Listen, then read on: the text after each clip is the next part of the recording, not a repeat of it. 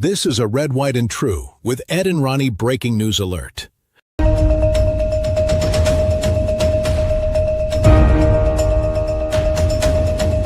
This is a Red, White, and True with Ed and Ronnie breaking news alert.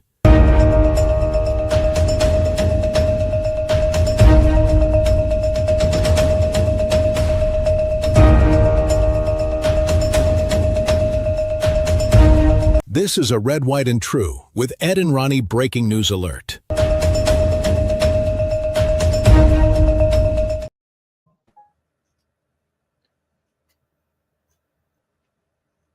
All right. Well, we're back. We were here with you for about 20 minutes or so, just a few minutes ago, talking about the breaking news.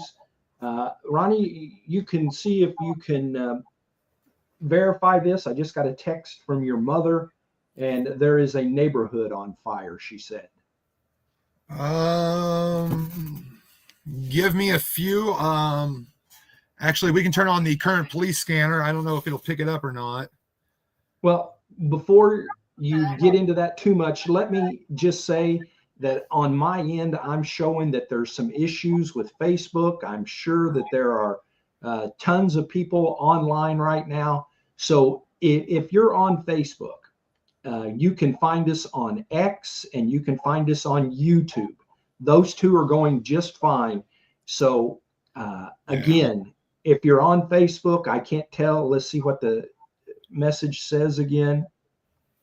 Well, we're having trouble streaming to Facebook. This may be an issue on Facebook's end. Is it possible the stream has ended or deleted on Facebook? ? We keep trying and let you know if it's resolved. So again, you can go to Ed Boston Media on X. That would probably be my suggestion. You can also go to our YouTube channel as well. So what do you know, Ronnie? Okay, so as we reported just a little bit ago, a plane has crashed in Louisville, Kentucky. It's UPS flight 2976. I actually have visual of the plane crashing. This is right here. Sorry, this is the very end of it. So there's the plane there. It looks like it's either trying to take off or land, but either way, it's on fire, obviously. It looks like it's struggling. And then boom. So I'll play this one more time because we've got so much to cover and so much to go over. But it's right there at the airport. It almost looks like there's fields back there, but I'm not positive. And this ain't red, white, and assume, so we ain't going with that. I'll go ahead with the second one. And this, unfortunately, is the aftermath.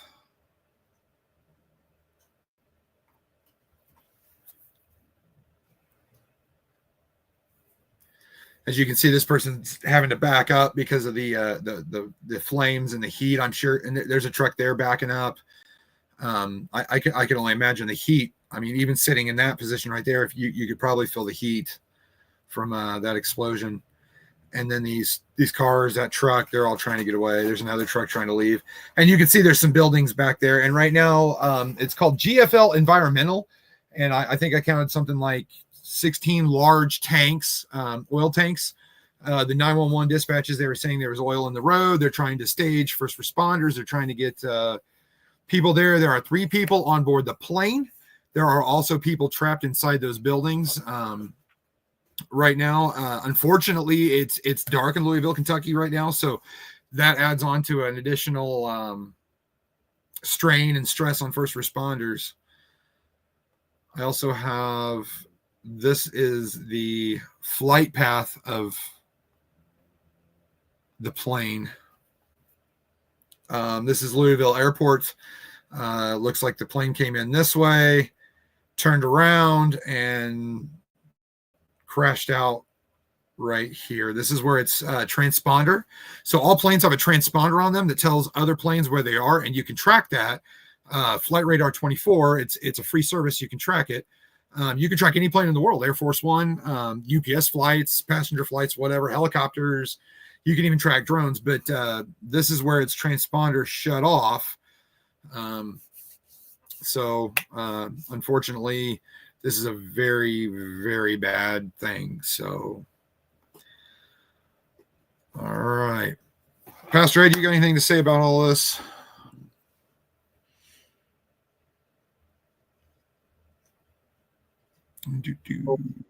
Let me see if I'm even. Yeah. I see you. Okay, good. I'm actually, we have worked so hard for tonight's live stream, and we've got a lot of good things, but we missed that last 20 to 30 minutes of the final prep. So I've got to go back and get some of the graphics that we have for tonight back. And so if you want to pray us into this and cover something, Well, while you're doing that, how about I just jump into my my segment here? Okay, let's do that. Can we do that? So, all right. So while Ed's doing that, we're going to jump into my segment, Faith, Fire, Power, and Facts with Ronnie, if I can get it pulled up. All right. My gosh, everything's going on at once here. So I'm actually going to change this graphic because, you know, I'm tired of looking at myself. So my topic tonight is on idols. It's called the new golden calf. You know, people think idolatry is a thing of the past. We picture old stories, Israelites melting down gold, shaping a calf, bowing to something they made with their own hands. But here's the truth. Idolatry never left. It just updated its software. Today, America's idols fit into our pockets. They sit in our living rooms. They listen to every word we say. We trust big tech to tell us what's true. We trust the government to solve what God only can fix. We worship convenience and sacrifice freedom on its altar. And the saddest part, we check our screens more than we open our Bibles. Guilty. We ask Washington for answers when God already gave us wisdom. Look at the current system, you know, the current EBT, the SNAP program. I'm not going to get into that too much because I covered it pretty well last night, but we bow not with our knees, but with our attention. The first commandment wasn't a suggestion. You shall have no other gods before me. That just wasn't for them. It's for us right now. The new idols glow. They promise connection. They deliver isolation. They promise guidance, but shape our beliefs. They promise safety while tracking our every move. America hasn't stopped worshiping. We just changed who we worship. It's time to tear down that golden calf. It's time to bring our hearts and our homes back to God. Because when we serve what we created instead of the Creator, we lose every freedom He blessed us with. Choose wisely, America. Which one are you going to bow to? Now, I bring this topic up because I am 100% guilty of this. You know, I know we've got a lot of breaking news and everything going on, but, you know, that line in there, we open our phones more than we open our Bibles. Trust me. But my Bible's way over here. So, you know, I'm very well guilty of it. I'm guilty of putting everything else before God. And I don't know why that came into my heart this morning, but I woke up and said, you know what? That's what I'm covering. So that's what I had to say. And we'll get back to the other breaking news. You ready there, Pastor Ed? Hey, all right. For just had to add you back to the stage. Nobody heard you. There's what we got going on. Actually, you see a bunch of zeros up there right now. The polls just closed in Virginia, so we'll be getting some results fairly quick on that. Virginia's big race, the governor, and you can see, I don't know if you can see my mouse there. Winsome Earl Sears is the Republican candidate. Abigail Spanberger is the Democrat. The polls going up into the election were very close. Spanberger had a slight advantage. And yes, she was former CIA and a 3-term member of Congress. yes, and we're not covering it really, but there is a lieutenant governor race there in Virginia, and I've got that information if you want it. Yeah, the Democrat. The Democrat is Ghazala Hashami. Forgive me. She would be the first Muslim and Indian American if elected.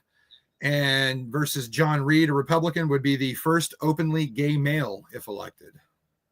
And a Republican at the same time. They're going to set some kind of a record. Maybe it's not that race because it could have been attorney general instead of lieutenant governor. But that made national headlines a couple of weeks back when some text messages from the Democrat challenger came out to where he had said that he wished that the at that time current leader of the Virginia legislature would be killed and that his children would suffer the same fate. The Democrat governor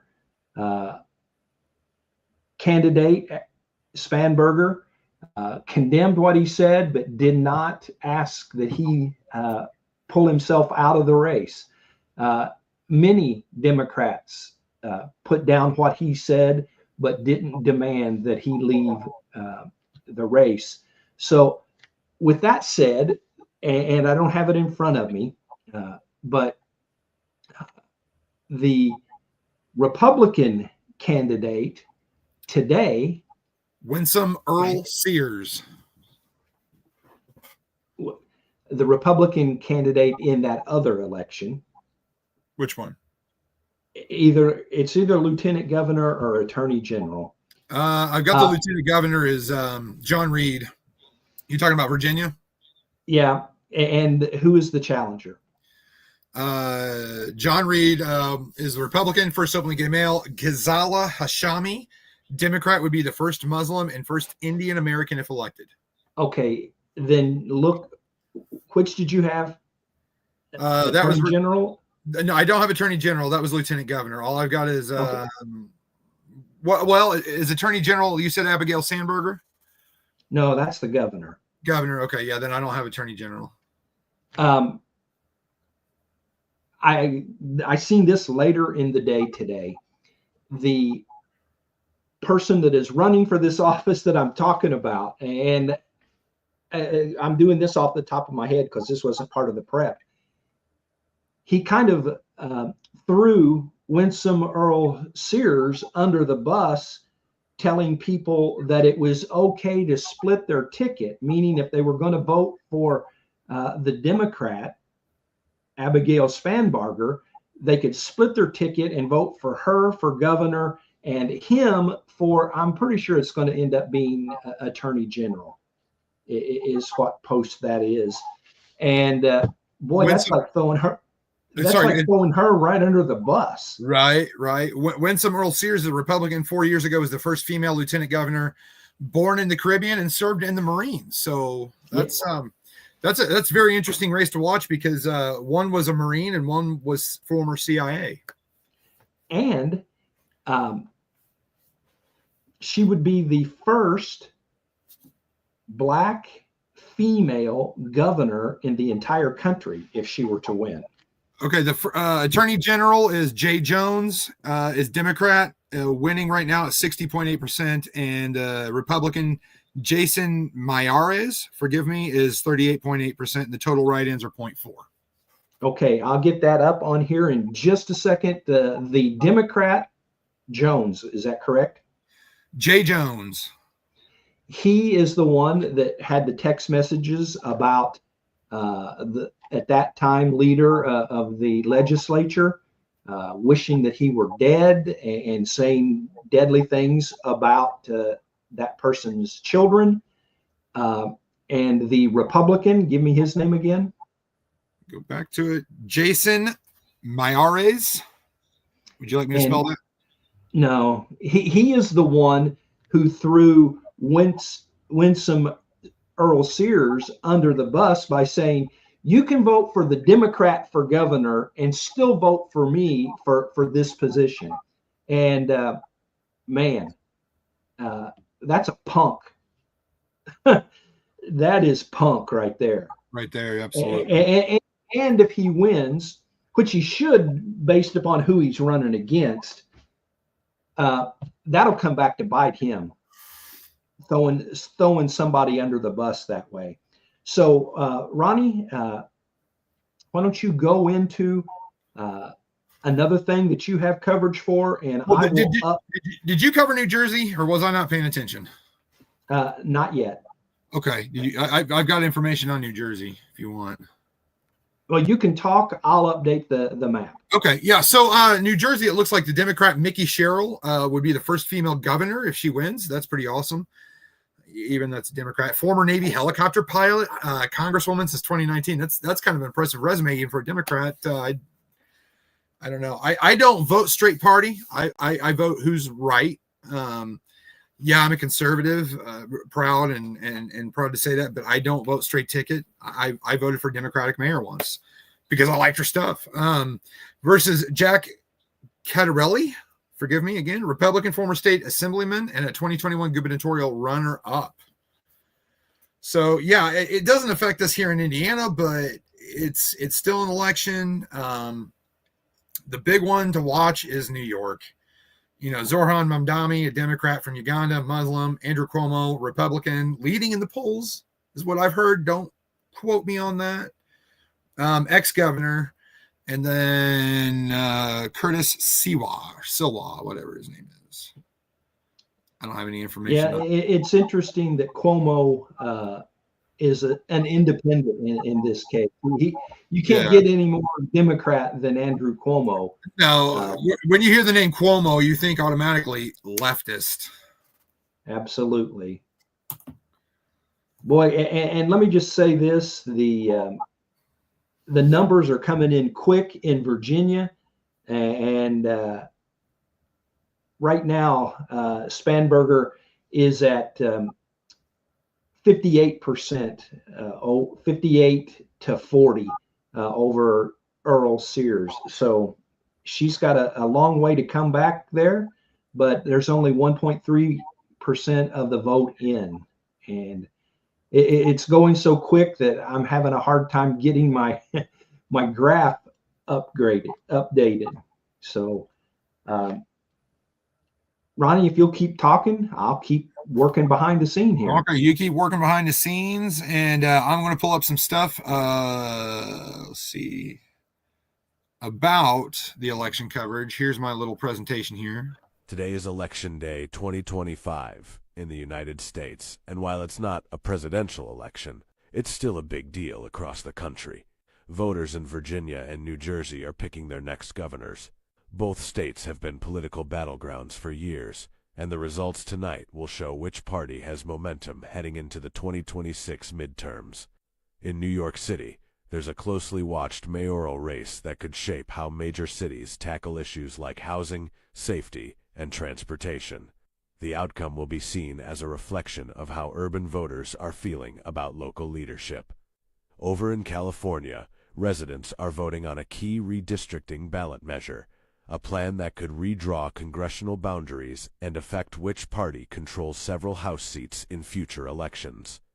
Beyond these big contests, there are also dozens of state and local races happening, from school boards to city councils, and those often have a bigger impact on people's daily lives than national politics. Analysts say tonight's results will serve as a snapshot of America's political climate, a way to see what voters are thinking as we move closer to the 2026 midterms. Polls are open until late this evening, and results will start coming in after 8 p.m. Eastern. We'll be tracking the winners, surprises, and what it all means for the future of U.S. politics. Remember to follow. I like his voice. It's election day. That is good. I've got another one. So there's been a lot of issues going on in New York. There's been swatting and there's been bomb threats, all childish and immature crap that shouldn't be going on. But here's some info. We do have breaking news right now, by the way. This is out of New York City, where in addition to the bomb threats that we reported earlier today, we're now across New Jersey, we're now also hearing of swatting. So swatting attempts have been made and swatting incidents made at polling sites in New York, multiple sites, including Harlem, Greenwich Village, and Midtown East. And supposedly this was sent to the Board of Elections, an email that was sent in exactly. I'm not entirely sure what is going on. It was deemed not credible by the NYPD, similar to how 7 polling locations were hit by these bomb threats that were also deemed non-credible. And there's also that bomb threat down at Reagan National Airport, which is, of course, by the way, in Northern Virginia. So you've got these various threats across Virginia, across New York City, and across New Jersey today that are all targeting election day voting. So he talked about the Reagan National Airport shutdown.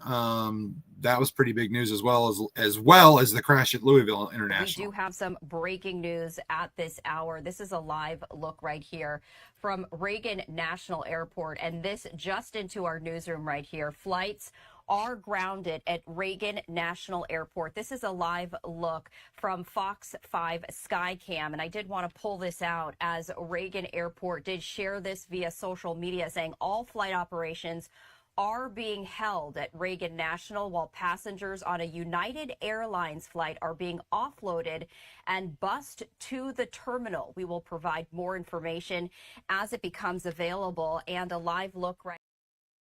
I'm going to go ahead and cut that. Looks like you got some information going in on there. Yeah. With the around just 1%, I won't read off the number of votes. I'll read off the percentages. Spanberger is at 54.3, while Earl Sears is at 45.7. The numbers are coming in really, really fast. The thing about Virginia is usually Northern Virginia, which is the suburbs of Washington, D.C. It usually takes a while to get those.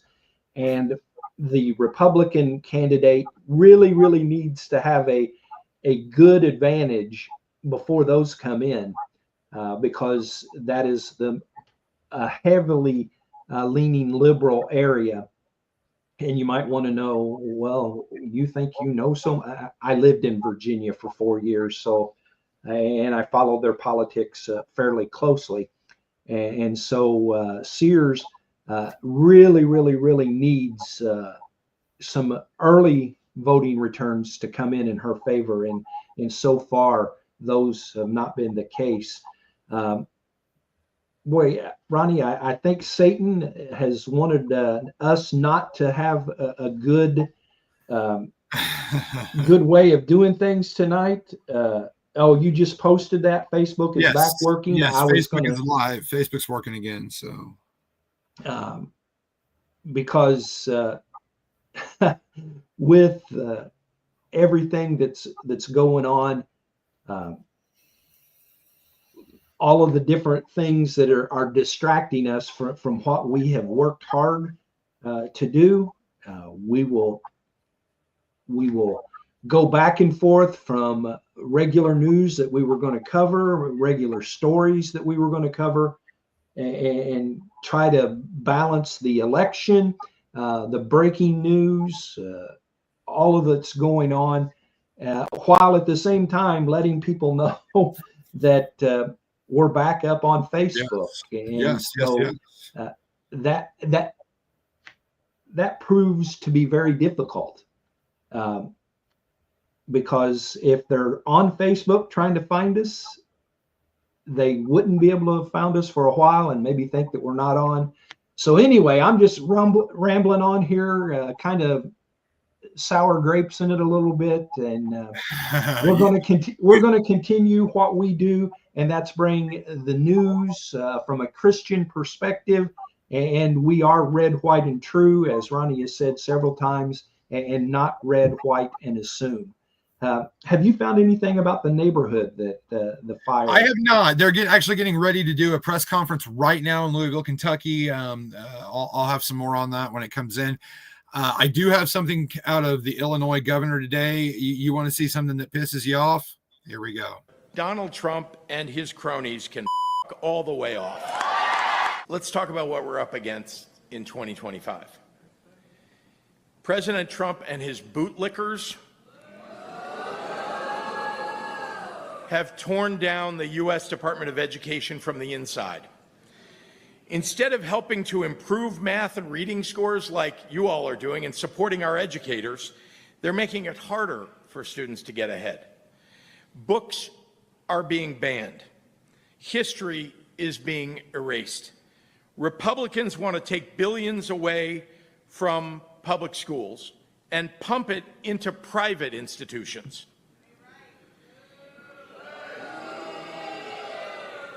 They want to punish teachers for telling the truth. They want to criminalize educators. I'm going to stop that right now because I'm about sick and tired of him, but they're getting ready to go live on the crash. So I'm going to take myself off here so I can listen to it if that's okay. All right. Well, as we continue on with our special election night coverage, for those that may be new to us, we normally do a Tuesday night live stream, but a big announcement last night was that we are going to do Mondays, which we announced that last night on Monday on our first regularly scheduled Monday. We've done some breaking news and special events on Monday, but what do you got, Ronnie? I lied. They're not doing it. There was just some guy standing there. Jinx. Yeah, you didn't lie. You didn't lie. So the announcement last night was that on Monday and Wednesday, we are going to add that to the schedule. Ronnie will kind of take the lead on Mondays, and I'll kind of stay in the background a little bit and kind of do the producer role. Tuesday, we'll normally have our regular Red, White, and True with Ed and Ronnie. Tonight is a different case, with it being 1 year after our first stream on election night last year, and being that that was 11/5, we will celebrate tomorrow. But on a regular week, Monday will be Ronnie's lead. I'll produce. Tuesday will be our regular format. And then Wednesdays I'll lead and Ronnie will do the producing. We'll both be on, and we'll see how this goes. We want to bring as much news as we can. And sometimes there is so much news that it's hard for us to keep up. We asked last night that if there was somebody that we know and can trust, and we need a producer, but we're not just going to take anybody that says I want to be the producer. It's going to be something that we put a lot of time and prayer into, because we've got something going on here that we don't want messed up. And so if that sounds harsh, that's just the way things are going to be with that. Ronnie, if you will go with a story, I'm going to get off of here and see what the updates on the election are. Okie doke. So I've got one more video about the bomb threats in New York City. Voters have been forced to evacuate several polling stations after multiple bomb threats were called in New Jersey, largely affecting Democrat areas. Now, right now we've got elections happening in New York and New Jersey, and it is particularly contentious, obviously, considering the multiple bomb threats. We do have the quick report from Fox. Boy, this guy gets all into it, don't he? I usually do, but I've been pretty down about this plane crash.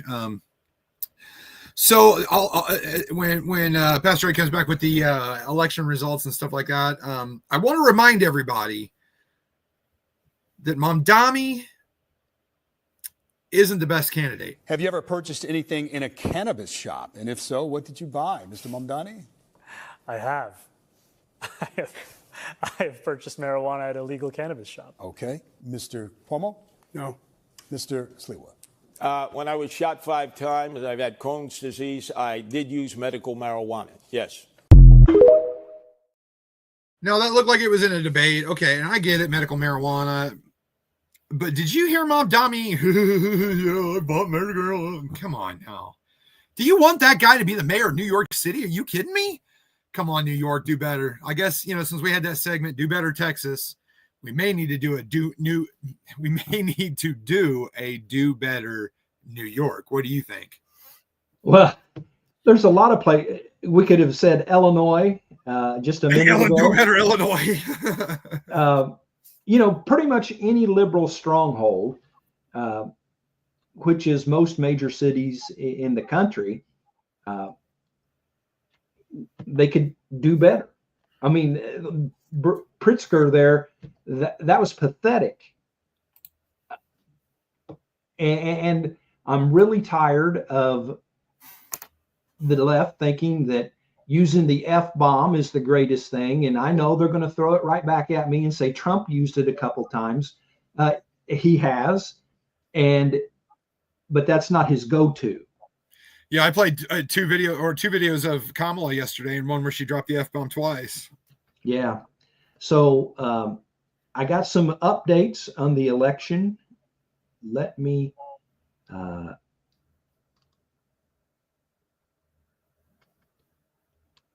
there we go. Let me share that with you. With 5% of the vote in, Spanberger is still up 52% to 47. It closed down a little bit there, closed that gap. I of course I want the Republican to win, but I just think it would be very interesting to have the first female Black governor in the state of Virginia, of all states. When you look at Civil War history, Richmond was the capital of the Confederacy, and them having the first Black female governor would just be like poetic justice, loud and clear. I don't want to interrupt with the plane crash in Louisville, 2 fatalities so far. Oh, some of the other oh wow, they just had a big jump in the percentage of the polls in. Let me go ahead and take that down. And let me just read that off to you on the latest. I'll also get the some of the other lower Virginia races in as well, with 11.45% of the vote in. It's Spanberger 55%, Sears at 44%. In the lieutenant governor race, Hassami has got 52%. That's the Democrat. Reed, the Republican, is at 47%. The Attorney General race, the Republican incumbent Mayares is almost in a dead heat. That just changed right in front of me because he was leading. Actually, it is a dead heat. 49.85 for Jones, the Democrat, and 49.69 for Mayares, the incumbent Republican. The race in New Jersey, their polls end here in about 25 minutes. They close, is what I meant to say. In New York City, the polls close at 9. As far as there's a big Proposition 50 in California. in order to redistrict in California, they have to have a referendum. And so Proposition 50 is about that. That is a big deal in California. Their polls don't close until 11 p.m. our time. Many other mayor races, some of the larger cities in the country, Minneapolis, Detroit, Pittsburgh, Atlanta, Cincinnati, and Jersey City all have elections going on for mayors of those cities.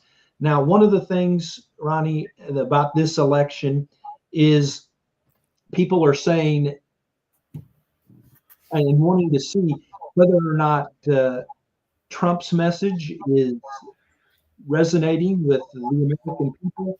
And you might be able to tell that in the governor races, but as far as all of those mayor races, large cities are going to go Democrat, and just because a bunch of Democrats get elected to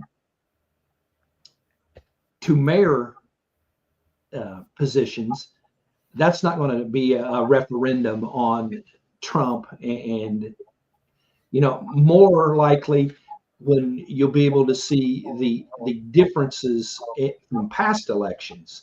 Yes.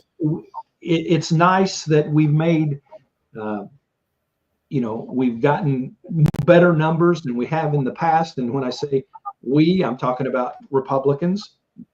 No, not hiding it here. Ronnie and I are both Republicans. We support first of all, we're Republicans, but we are Christian conservatives before we're Republicans. And as Ronnie said earlier, he has never voted for a straight ticket. And I'm 63 years old and been voting for a long, long time, and I've never pulled the straight ticket arm on the machine.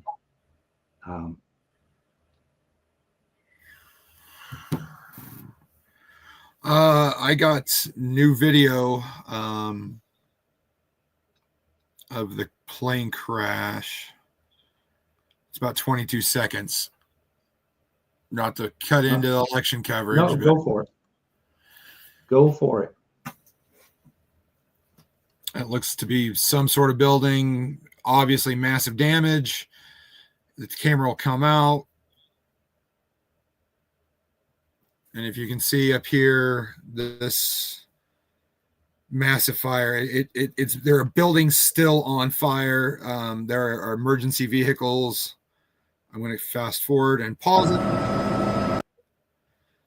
Cooperate with me, please.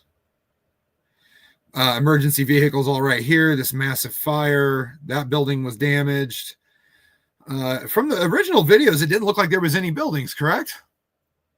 Probably a different angle, because you can see this line of trees, I believe, in the original video. So maybe it just kept going, hit that building, went across the street, and then hit those buildings. So I know that when you're going south on 65, there are a lot of outbuildings away from the terminals, and a lot of those are FedEx and UPS out in that area. Yes. I'm going to throw a comment up here real quick. Beth said she hopes it's not like last year. I doubt I can hang in there like 20. I can't. I got to work tomorrow, Beth. No way. We were on until 3 a.m? Yes, sir. What was it? 12, 13 hours, maybe even more. We were on a long time, and we'll see how long we can hang out tonight. Ronnie may have to. So go ahead. What were you saying? Well, I was going to say Ronnie may have to say goodnight to us because he has to work in the morning. But I don't know. I'm so energized right now. I don't know. See, this is what I like to do when I'm not catching animals. Track flights, news coverage, all this stuff. This is my bread and butter. But they're getting ready to go live now. I believe there's people there, so I will be right back. I will come back with more information. And if you want to, when you come back, if you need to share the screen and put the press conference on, you can do that. Okay, we'll see. We will do. All right. Well, while he's doing that, let's go and look at a. Okay, Beth. The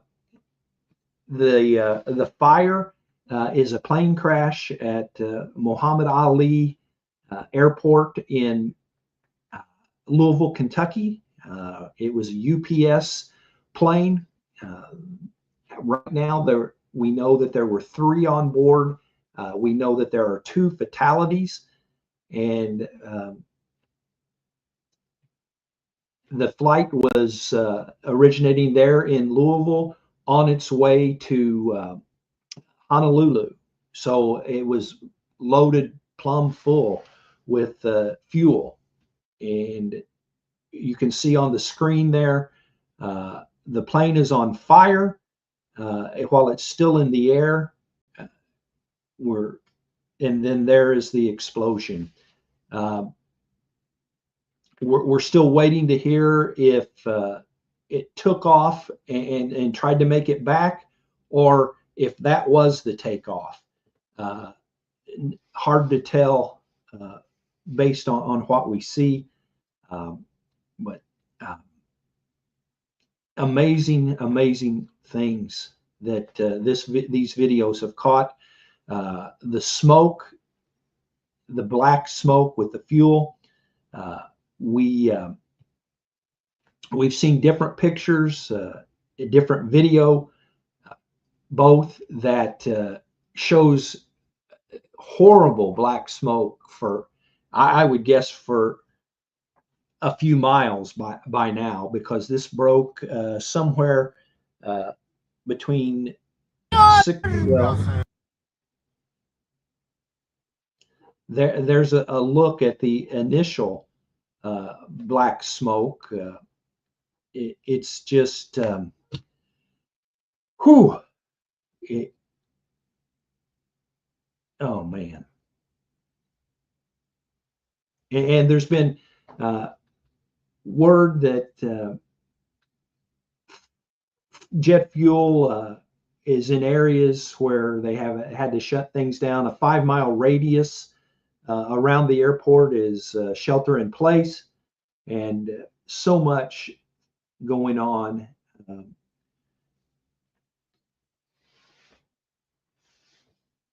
Let's give Ronnie and I both a second here.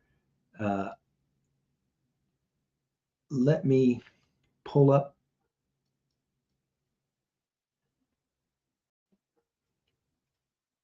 Let's take a short break.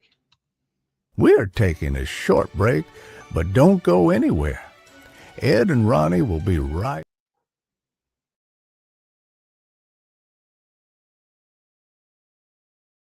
We're taking a short break, but don't go anywhere. Ed and Ronnie will be right back in just a few seconds. Thank you so much for supporting Red, White, and True. Did you know that your interactions with us on social media are vital to making sure that we continue to grow our audience? Please follow us on all major social media platforms, especially our Facebook page, so we can continue to share Christ through current events and more here on this live stream. Okay, just a little bit longer to make sure that you go grab your coffee, soda, or whatever you want, so we can continue with today's live stream. All right? Are you ready? Here we go. Here again are Ed and Ronnie.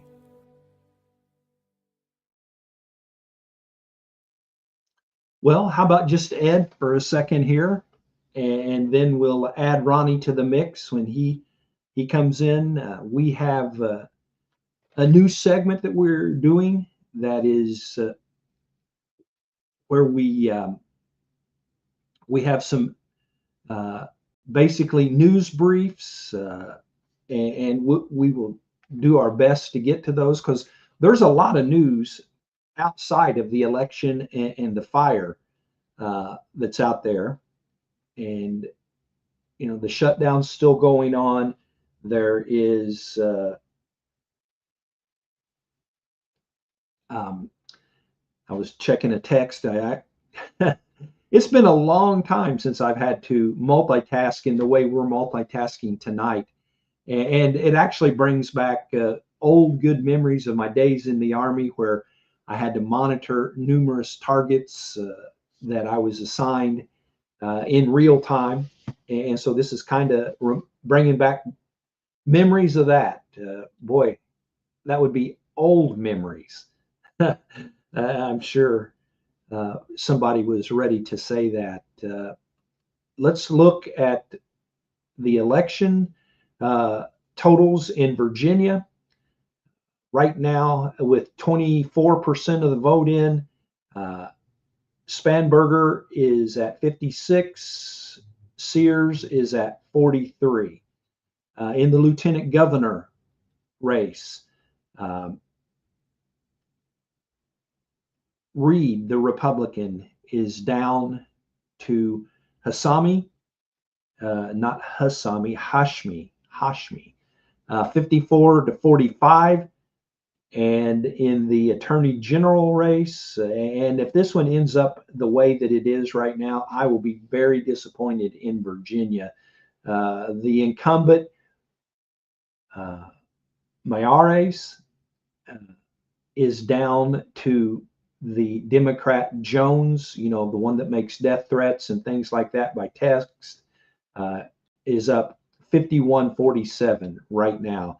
And as I said, if that ends that way, I'm sure I will have plenty to say about that situation. That, I will have plenty to say on that if that actually comes to fruition. Ronnie, you got anything updated? He's working behind the scenes. You're muted.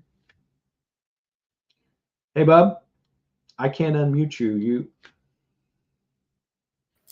My apologies. I took myself off the screen and I looked over and said something to Alice, and I asked her if she ate her popcorn. And I'm like, uh-oh, my microphone went doot, doot, doot, doot. So I had to mute myself. So far, they're still doing the press conference. There are 11 injuries. Some of them are very severe. They have staging areas for loved ones. This plane crash isn't just about the 3 crew members, which, by the way, nobody knows their conditions. Nobody knows where they are. This affects a huge part of Louisville. There are multiple factories that have lost power, a large Ford plant, the convention center. There was something going on. They're doing a shelter in place. The businesses that were hit were it's called Kentucky Petroleum Recycle. That was the oil tankers. There's a place called Grade A Auto. All employees are accounted for except for 2, plus unknown amount of customers they are missing. They're trying to get descriptions to first responders so they can get in there and find them. That's the biggie right there. Anything north, but north, that don't make any sense. Anything south right now. So from where the airport is, and I can pull up actually a map and show everybody.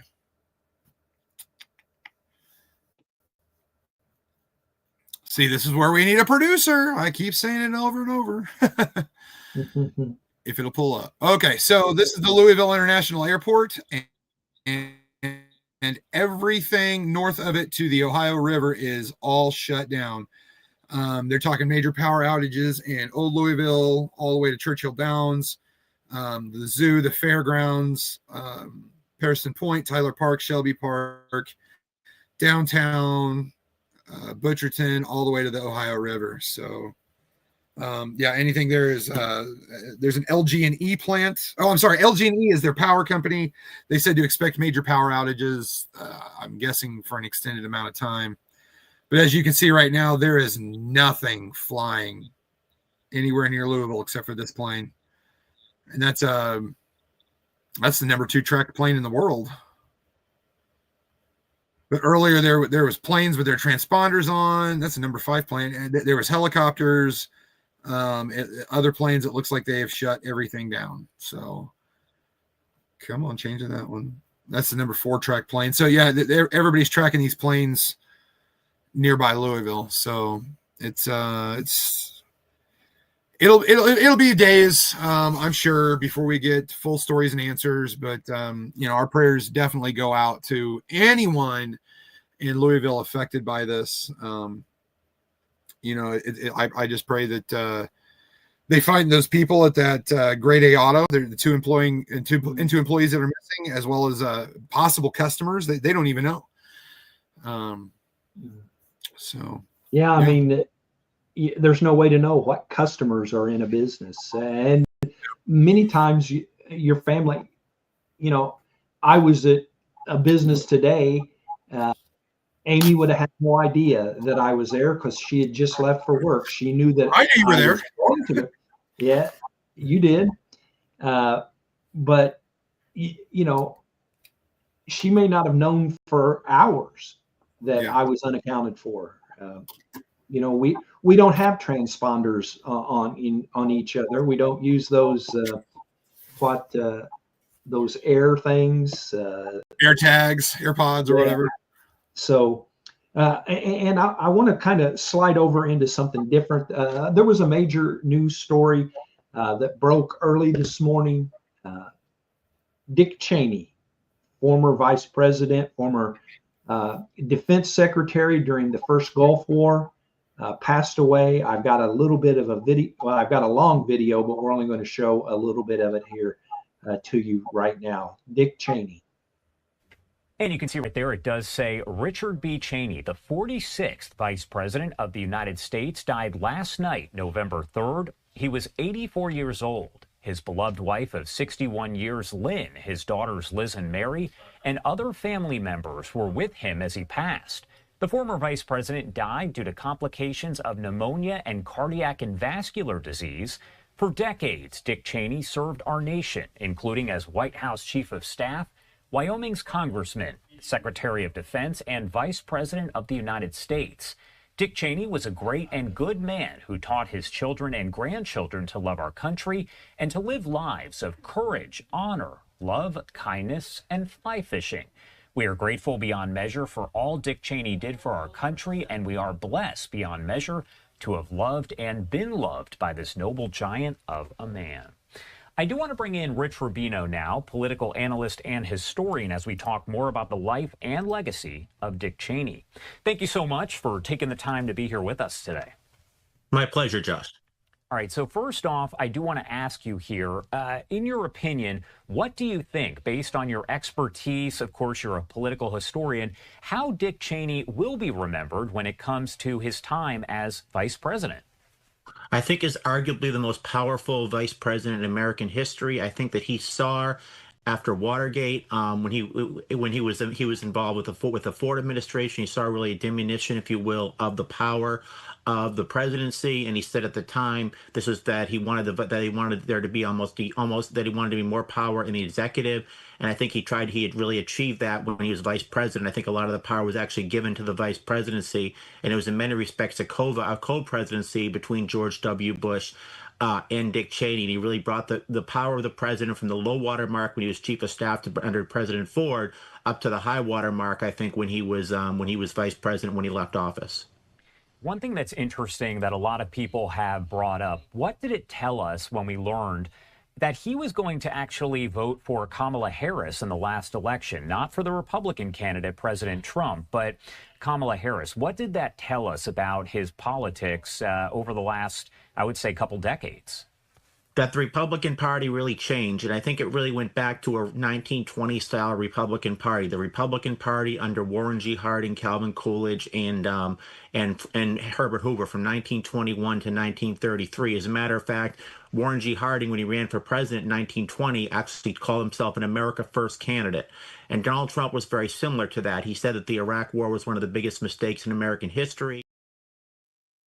Well, I meant to cut that off because I'm not at the point in time. Boy, I've got some real background. On Grade Lane at Melton, and it's about a city block. Hey, Ronnie. Got fuel recycling storage and some. Okay, I muted Ronnie there because we had the background noise. So wave at was going. I was looking. They just said that 250,000 pounds of fuel on board that plane, and other things. So I was trying to do about 50 things at once. Sorry. And that's okay. That's what the mute button is for. I can mute you and you can mute me. And so, boy, too bad we ain't got one of those in real life and not just on here. There's a lot of people I'd like to mute. Like a remote. Yeah, for sure. Yeah. So with Dick Cheney, I wanted to stop that because there's a lot of controversy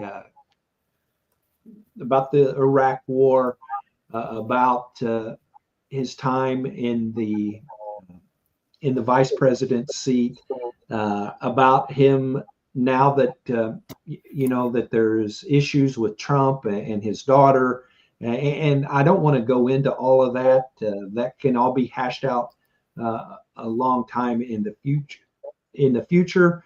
But I do want to give you a little background on Cheney.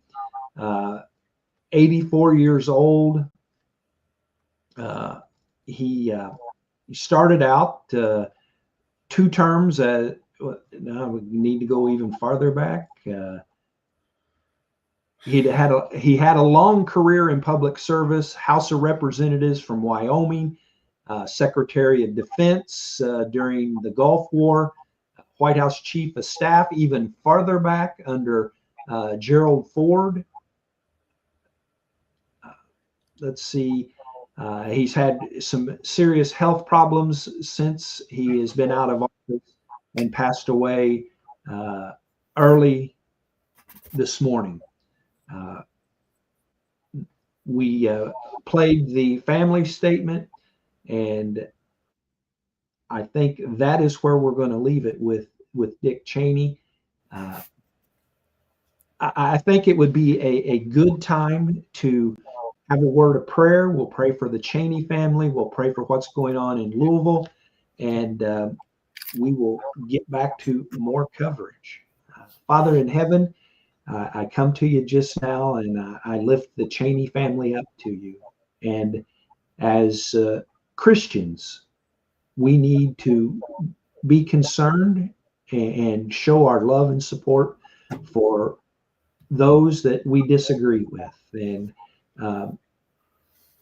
the Cheney family is going through a grieving process right now. And so we just lift them up to you. Help us to always do the right thing when it comes to those situations. Give them peace and comfort and strength. Help them to grieve in the way they need to grieve. And Father, just now we lift up the situation in Louisville. We know that there are already fatalities reported. We know that there's no word on the 3 crew members. We know that there are many people injured. We know that there is people that are probably unaccounted for. And so in all of those situations, Father, your will be done. Help take care of the first responders. Help the families of those that have lost loved ones. And Father, we pray healing over those that are injured. Help us as we continue tonight to do what is necessary, and to, even though we had huge plans, sometimes you just got to drop those plans and do something else. And that's where we're at, Father. Thank you for hearing our prayer. In Jesus' name, amen. Dick Cheney. When you talk about somebody that's been in national politics all the way back to Gerald Ford, wow. Yeah. That's been a day or two. Yeah. How long? How many years? Because Biden was like 50, wasn't he? Or close to 50, 49 years or something.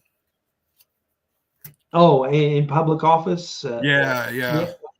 I've not seen it spelled out that way, and I don't have the information in front of me to do my Columbus East math skills on it. So my Columbus North math skills ain't that much better either.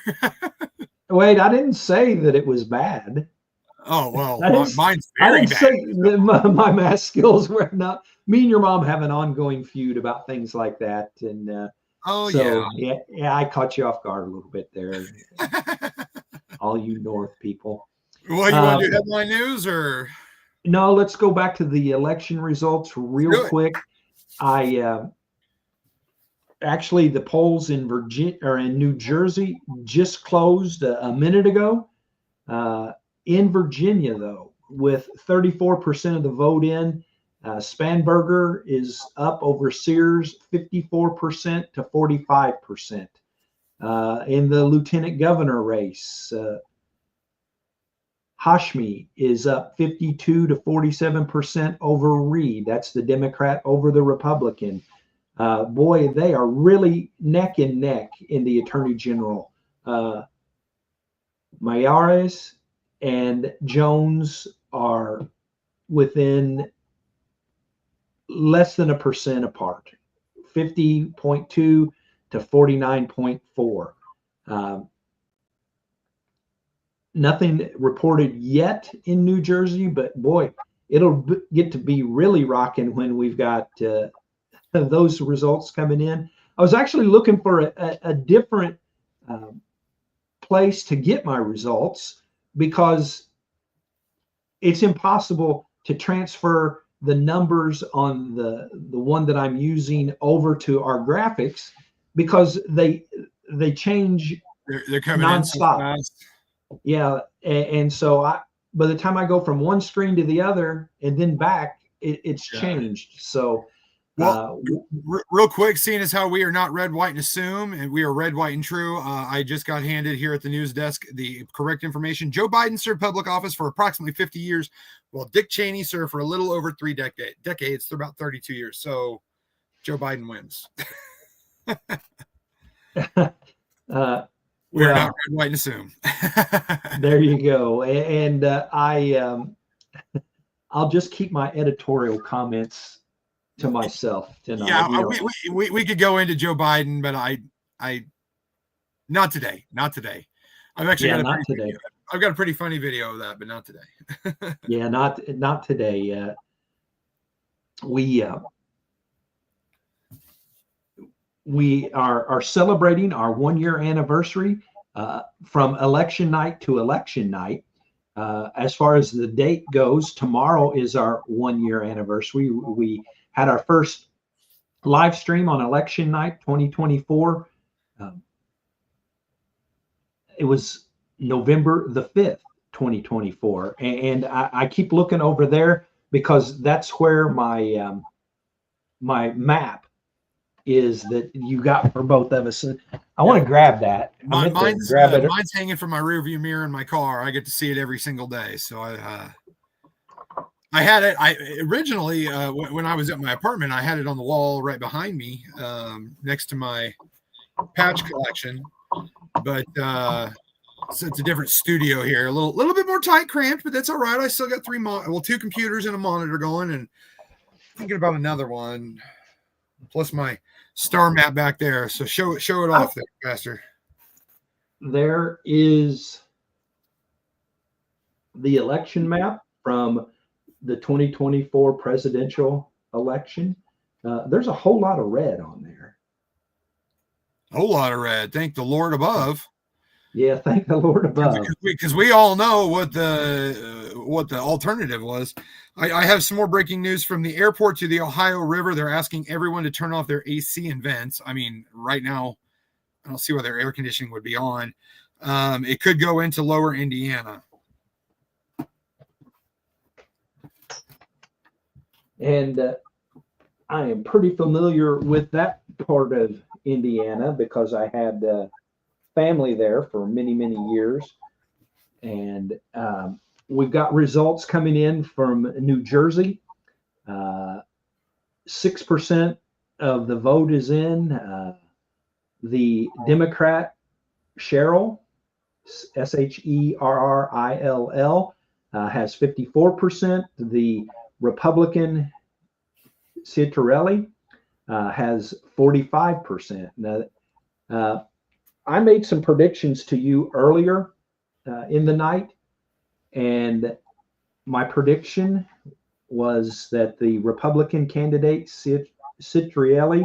Citarelli, boy, they couldn't have Jones and Smith. Yeah. All these names are all something different. I mean, can we have like Mr. Jones running for an office here? There you go. But I predicted the Republicans would win the governor race in New Jersey. I predicted that in Virginia, that Spanberger would Sears, and of course, in New York City, I still think, I hope not, but Mamdani is probably going to come up on top there. I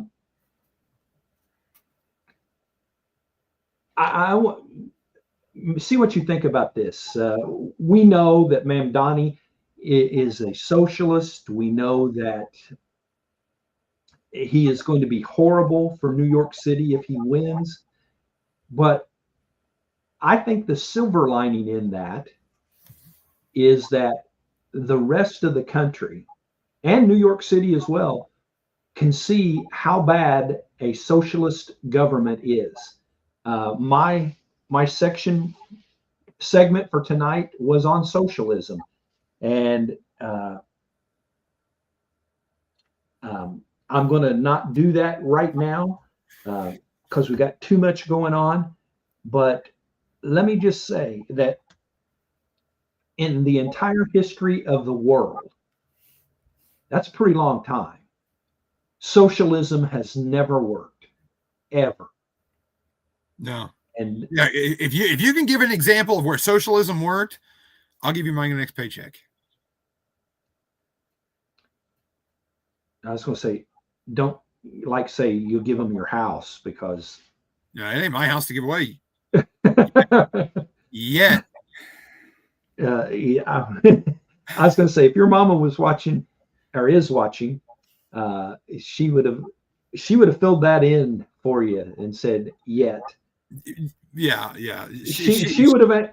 She did when they were doing the siding. Well, she did when they were doing the siding, and the guy says, "Are you the homeowner?" And I said, "No." And Mom said, "Did you tell him not yet?" Let's see. I'm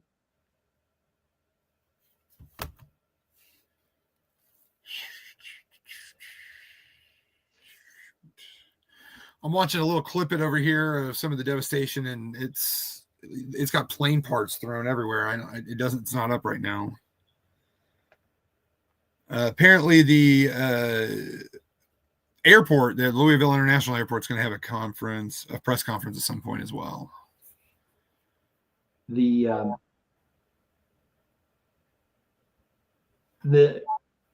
I think the unofficial name or the local name is Muhammad Ali International there. Gotcha. I say that because Muhammad Ali was a native of Louisville, Kentucky. And, like in Indianapolis, it used to be Weir Cook Airport, WEIR Cook Airport, and now it's Indianapolis International. It's kind of interesting how, in my head popped up the interesting backstories on those things. So, man, I'm telling you what, my brain is spinning so hard right now. Yeah, that's what I'm thinking. I've got stuff coming at me from every direction, but you know what? I'm enjoying this. So me too. I still a little off a subject here, but I had some videos that were sent to me that were actually kind of hilarious. People know I work for animal control, and it's a cat and a dog as air traffic controllers because of the shutdown. And I really, really wanted to show it. It's pretty funny, but with the plane crash, I just think that's not today. Not today. If this shutdown continues, well, when? Because we're reaching the what did we today? We've tied. Yeah, 35 days ties the record for number of days of the shutdown. Actually, at midnight, it goes into day 36, which breaks the record. Well, here was Ted Cruz's prediction about the shutdown today, and at the vote today. I'm going to predict to you right now, the Democrats will vote no. They will say later today, keep the government shut. Why? Because it's election day, and they want to turn out their radicals. And if they actually allow the government to open up, they're afraid their radicals will stay home, and they'll lose Virginia and New Jersey, and maybe even the mayor's position for Comrade Mamdani in New York. And so the Democrats will keep the government shut down. Now, my hope is they lose those elections anyway, and then they come back Wednesday or Thursday or Friday and say, all right, enough is enough. Let's reopen the government.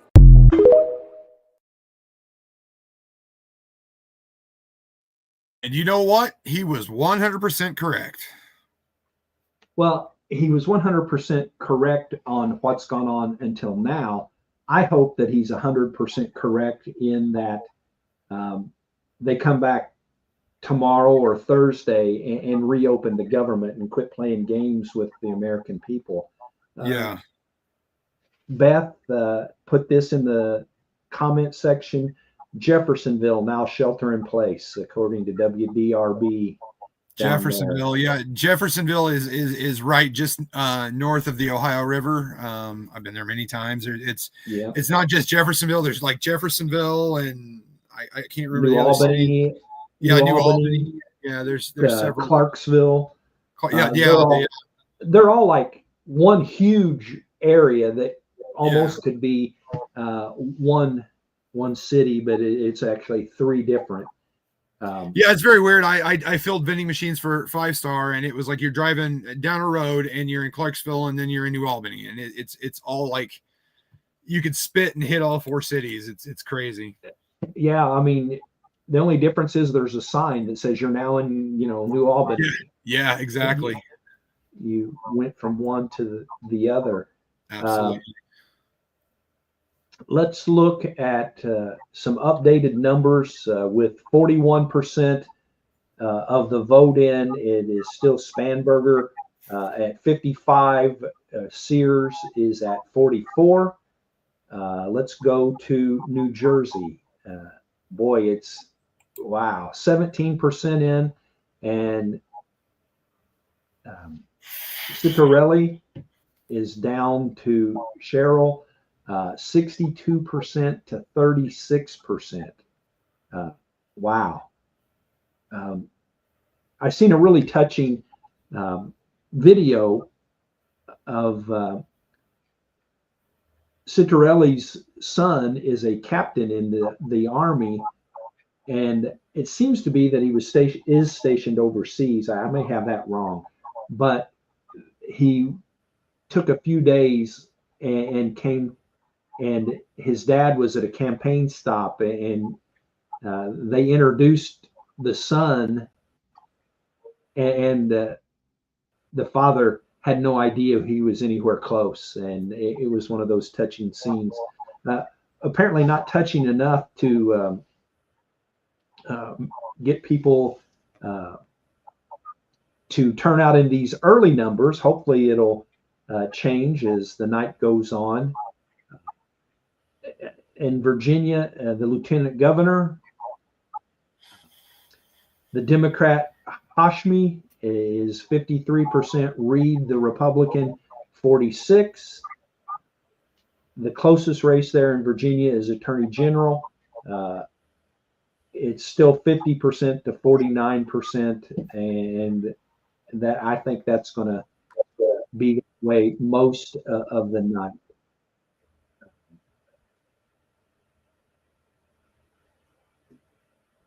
They've actually made the projection that the Democrat Abigail Spanberger is projected to defeat Winsome Earl Sears in the Virginia governor's race. That call has already been made. I hate that. I'm fond of Virginia, having lived there, and it was one of those interesting races. female versus female, both military. Didn't you say that earlier, Ronnie? Yeah, one military, one CIA. CIA. Yeah. Let me go back to it. Yes, Winsome Earl Sears, born in the Caribbean, served in the Marines. 4 years ago was the first female lieutenant governor. Abigail Sandberger, Democrat, former CIA, 3-term member of Congress. And if I said that too quickly, please smack me.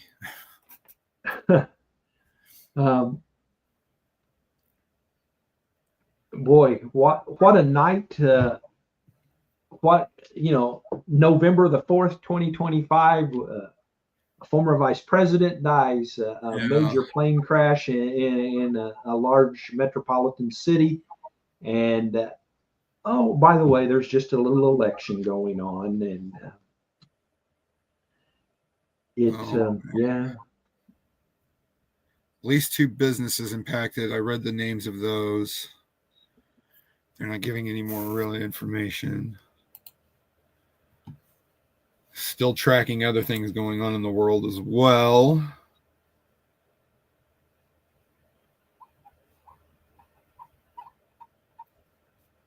At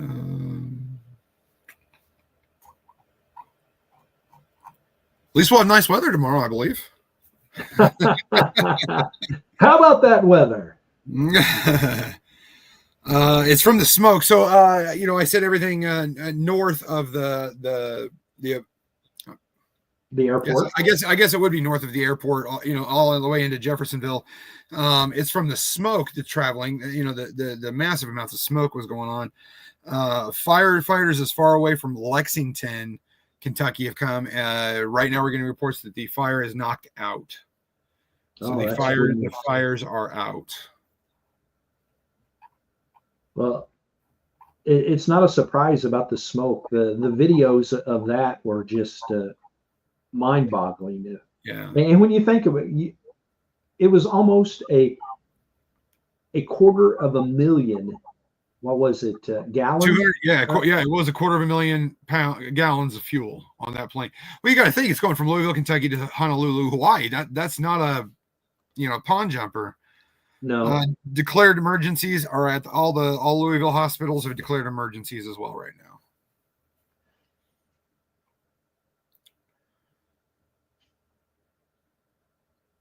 And Ukraine is under parts of attack, it looks like, too. Yeah, I heard about some of that earlier.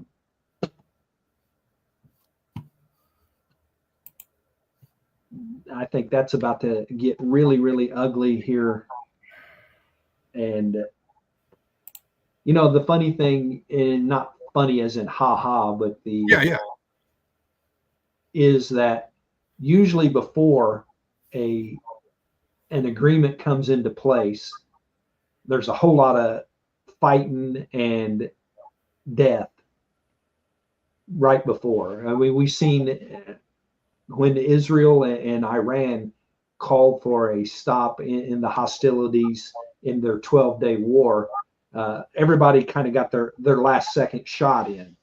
And so while I have no knowledge on whether that agreement is about to take place or not, we can hope and pray that is about over, because what a senseless war, and senseless thousands and thousands and thousands of deaths as a result of that war.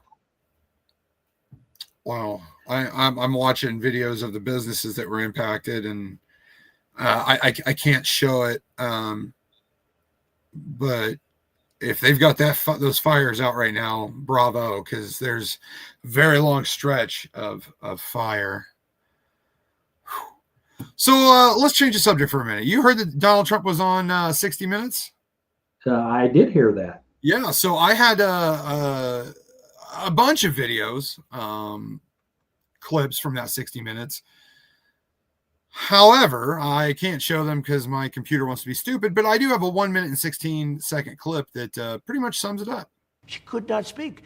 And actually 60 Minutes paid me a lot of money, and you don't have to put this on because I don't want to embarrass you, and I'm sure you're not.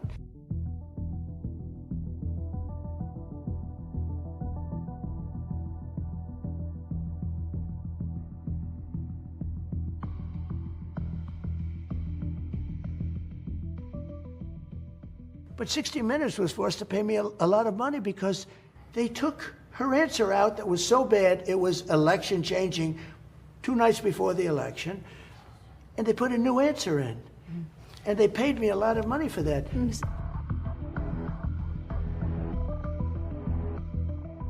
Truly dishonest people in the media and the fake media. They make up stories. They have no sources in many cases. Yeah, please. Following up on that, when you I say... didn't say you.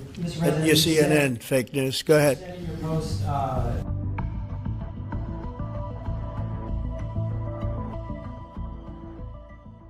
You can't have fake news. You've got to have legit news. And I think that it's happening. Entire 60-minute interview is extended. It's I believe it's a minute 18 or an hour and 18 seconds on YouTube. Please watch it. But that was just one of many little Donald Trumpisms. So he had plenty more. You mean like Trump being Trump? That's your line. Yeah. Trump being Trump, and his entire. It's phenomenal. So just please check it out. Well, one of the things that is impressive with that is when the Harris interview took place and they cut things out of it, they didn't want to release the entire segment.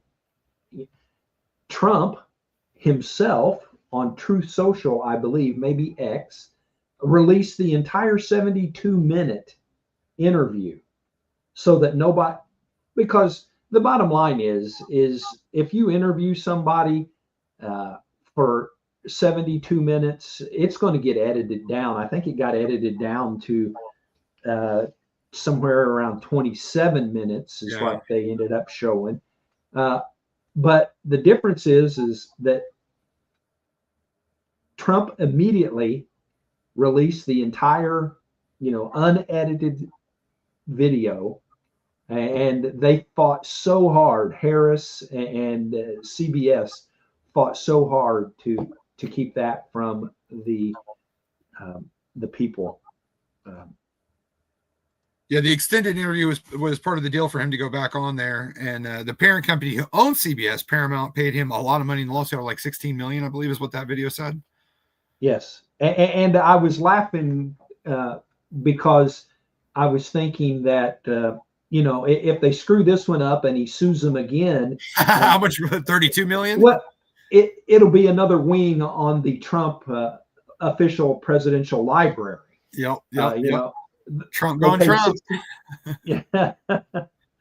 Oh, let's look at some numbers from the election in Virginia with 52% of the vote in. Spanberger, the Democrat, 54%. Earl Sears, 44%.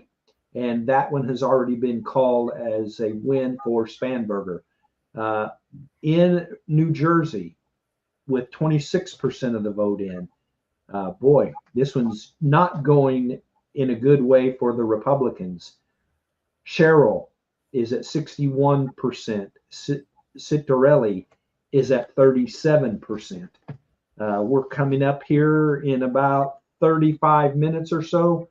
The polls will close in New York City. And Ronnie, I think you would agree, that's the race that the whole country is looking at. New York City, yes, absolutely. Absolutely. And, I don't have a good feeling about that. I think that they're voting for the lesser of two evils when you look at a socialist, Mamdani, and then you look at an extremely liberal Andrew Cuomo. I wish the Republican had a chance, but he doesn't. When you listen to him in an interview, you would think he did, but when you're only polling it at 10% or 15%, in the week of the election, then, you really don't have a chance. But if Cuomo would win, and this tells you how bad that socialism and the appearance that socialism could win is that Donald Trump came out and endorsed Mario Cuomo. Now, a year ago, you go back to COVID, those words couldn't have never been said, period. That Donald Trump endorsed Mario Cuomo for, I was going to say dog catcher, but that used to be a phrase. He wouldn't endorse them for dog catcher. In your case, the dog catcher in chief is appointed. I enjoy being a dog catcher. It's not bad. For people that don't know Ronnie, don't know us personally, Ronnie loves two things that he's doing, especially right now. He loves working for animal control. We'll call him the dog catcher. We'll call him animal control. And he loves what we do here on Red, White, and True with Ed and Ronnie. Absolutely. You can see in his face and in his actions when those two topics come up, he perks right on up. Yep. Absolutely. Oh boy. Mamdani wins off a lot of cash. Federal cash to the city. Oh my.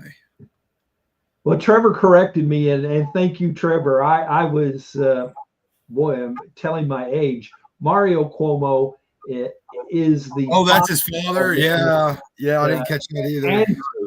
Andrew Cuomo is who is running. Thank you for helping me out there. I need all the help I can get.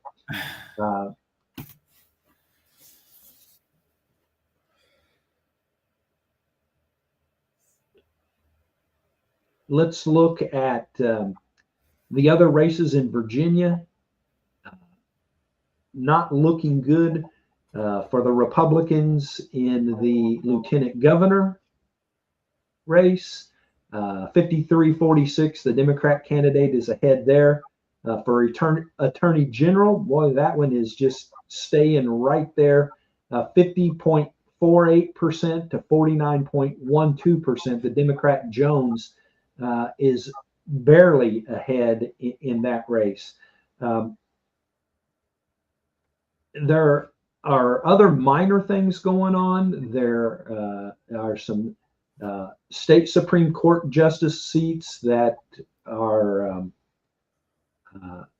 being decided. Let's see if any of the mayor races in the other larger cities.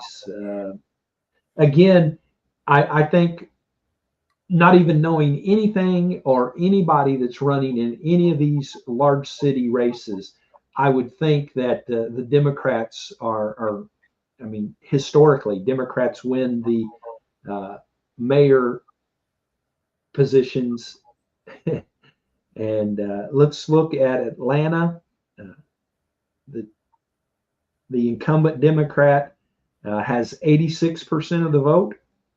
The polls are closed in Georgia with 34% of the vote in. The Democrat Dickens, the incumbent, well, I'm looking there. They may not be.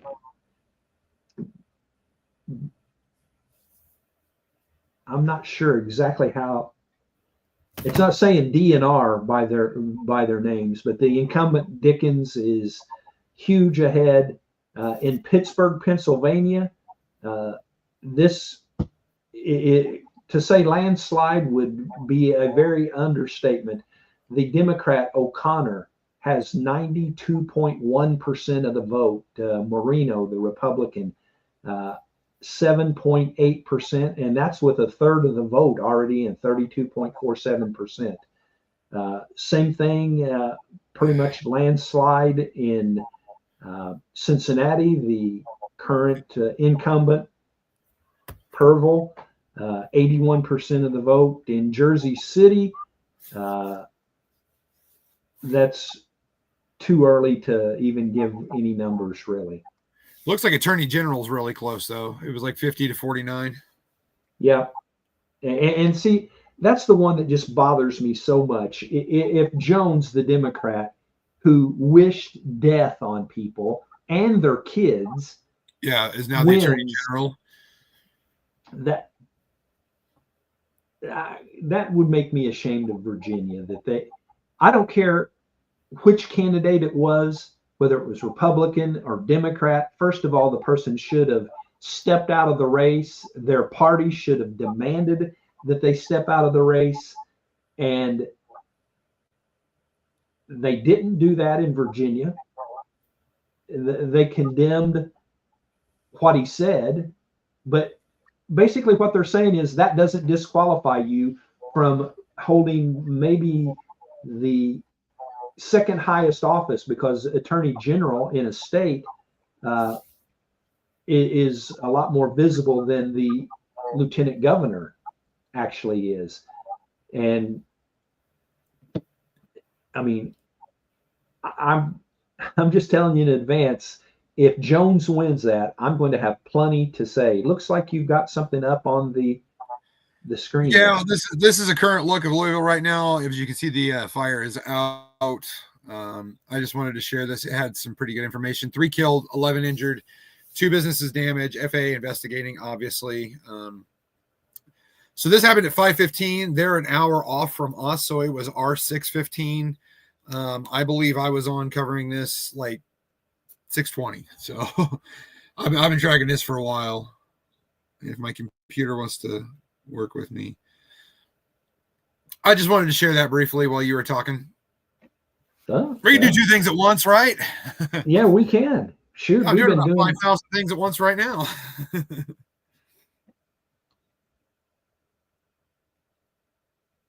Let's see what we've got video wise here for a second.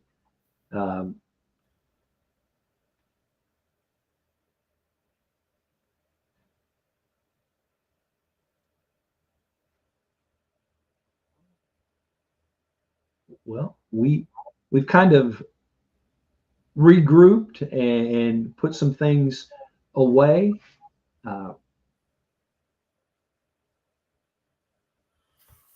So I mentioned earlier that some people are saying that this election, 9 months basically in, 10 months maybe into this term for Trump, what can we take out of the results tonight? You got something to? I'm just looking at the New York mayor race. Zoran Mamdani is at 94.0%. The polls closed in 25 minutes. Yeah.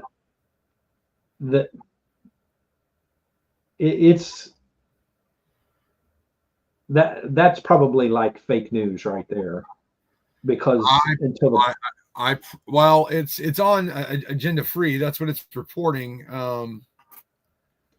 He's not getting really any numbers other than that. I can't see 94.7%. No, maybe that's in one little borough or something. Pennsylvania State Superior Court looks like Newman's at 90% chance to win.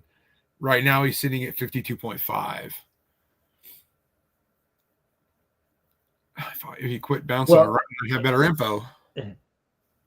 Yeah, let's take a short break and give an update on something that took place a while back on our live stream. I interviewed a gentleman by the name of Matt Whitaker, who is the writer and director of the movie Truth and Treason. And after our interview with Matt, Angel Studios has expanded the World War II film into a 4-part limited series that is streaming right now on the Angel app at angel.com. The series deepens Helmuth's, and that's the teenager who the story is about, his true story of teenage courage in Nazi Germany, and builds on the film that earned an A cinema score. You can see extended sequences, new character focus, and a fuller look at the risks Helmuth and his friends took to stand for truth. Brandon Purdy at Angel calls it a stirring expansion, and Whitaker says it lets viewers take a deeper dive into the life around Helmuth. And if you see the film, this continues the journey across 4 episodes and brings even more context to the resistance story. Again, Truth and Treason, a limited series, is available now on the Angel app and at angel.com. That's exciting news. It's always fun to get follow-ups on people that we've had an opportunity to interview over the years. Let's look at the New Jersey governor race. 28% of the vote in. Democrat Sherrill is at 60. Citarelli is at 40%. Not looking good. Of course, the Virginia governor race has already been called. Spanberger right now is at 55%. Earl Sears is at 44%. The lieutenant governor race still not looking good for the Republican Reed. Hashmi is 46%. Again, the attorney general race, just a dead heat between Mayares and Jones. And it's one of those nights where we may be butchering some names because, Sears I can get pretty easy. Reed I can get pretty easy. But Hashmi and Mayares and Citarelli, if I'm butchering that and you're laughing on the other end, I'll take that. That's fair. That would be fair. Yeah. So Virginia Governor-elect Abigail Spanberger is giving her acceptance speech right now. Man, I really wanted that one to go the other way. I did too. Even though in my prediction, I unfortunately predicted that she would not win. I want to share something most Ricky Tick. This is a shot from Jeffersonville, Indiana. And I know something terrible just happened in Louisville, but isn't that beautiful? Isn't that so cool? It really is. And to see it in person, I was going to say that's the Indiana side. Yes, this is taken from Jeffersonville, Indiana. Looking into downtown Louisville, you can see the bridge there and the traffic that's going across the bridge. And I believe that bridge is US 31, isn't it? Well, there's one on 31 and then there's one on 65, and it's hard to tell. Yeah, this is the older one where that truck was trying to avoid an accident and went over the side. Yeah, like right about here, I believe. It was crazy. That was the day I was working down there. I took that bridge. The very next day that accident happened, and it is a car comes swerving or something, and this trucker's driving and had to turn to avoid it and broke through and was actually dangling over the Ohio River. It was pretty crazy. She did not die, by the way. They rescued her. Yes, and it was amazing. Louisville has a very good fire department. Yeah, Louisville has a very good fire department. For them to put that fire out already, that's just amazing. I mean, there was multiple things burning. Yeah, and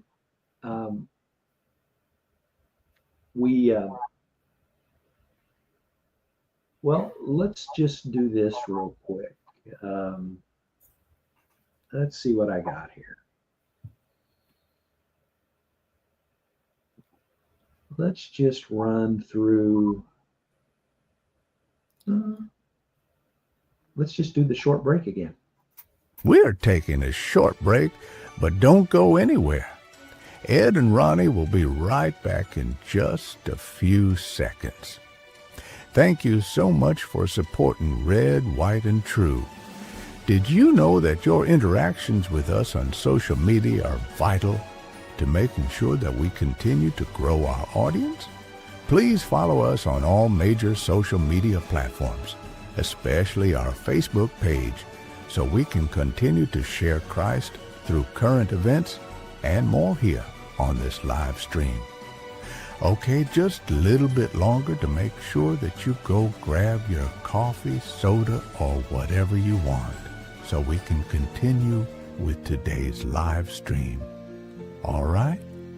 Are you ready? Here we go. Here again are Ed and Ronnie. And we urge Democrat senators to vote to reopen the government and to do the right thing.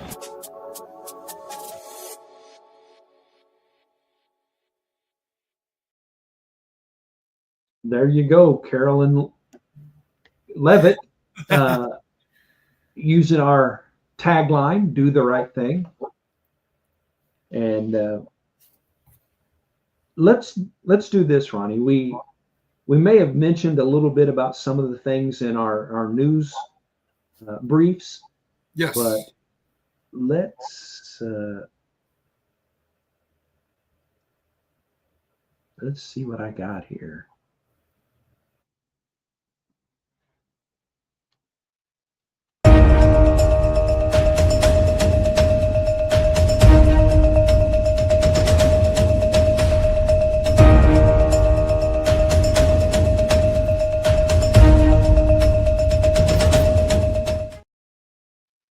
All right. Well, why don't you want to start, or did I catch you off guard?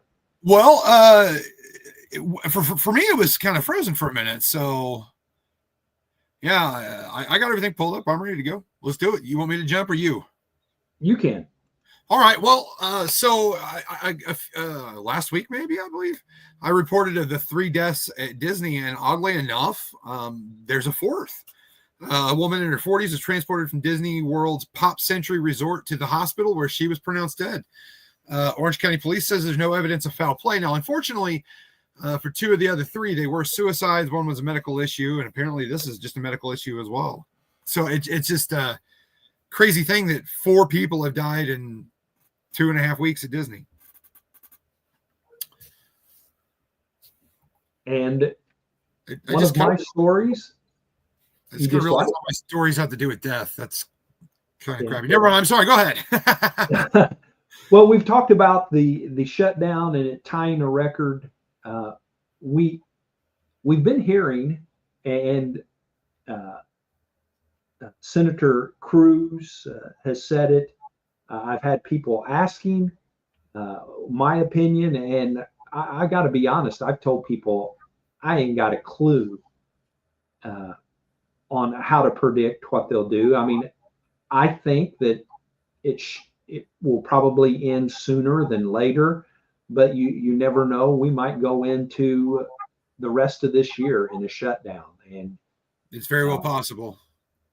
So, we can hope and pray that somebody will get some sense, and whatever needs to happen on the essential things, messing with, there's a whole lot of government that doesn't involve people's paychecks and their food. Let's pay people and let's feed people.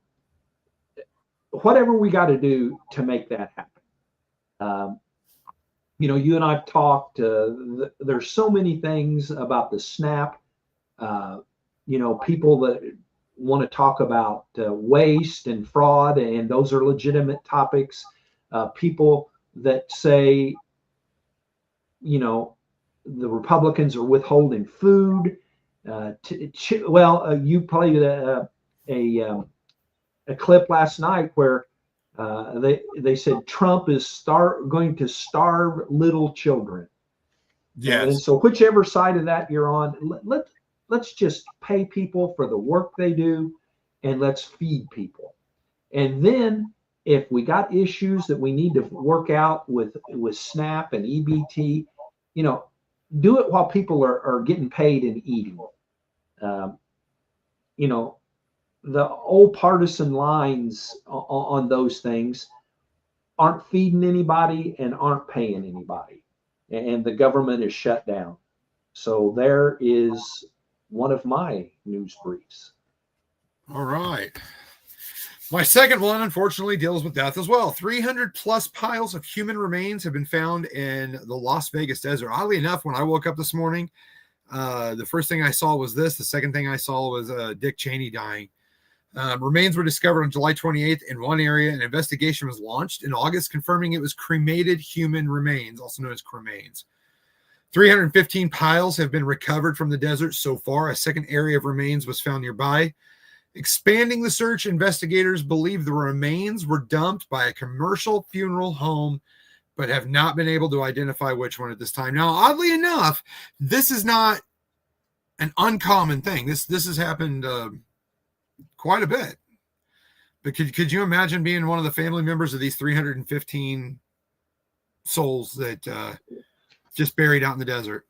Well, we would probably be shocked at all of the knowledge that is out there about things such as this.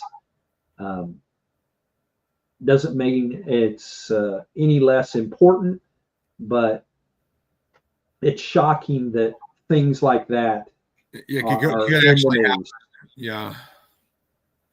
Well, my final news brief is about, whoops, wrong. There we are. Republican.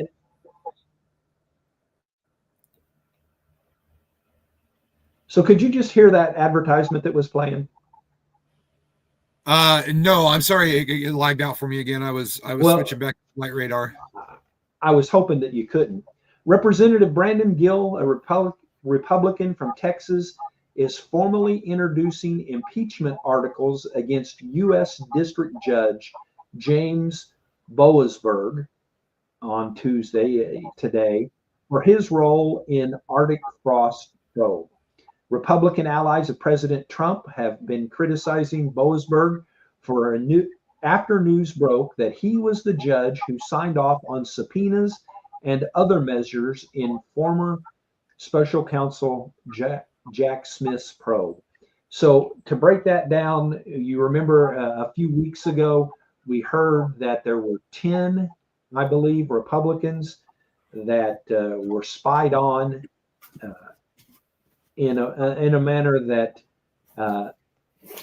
most likely, almost 100% was illegal.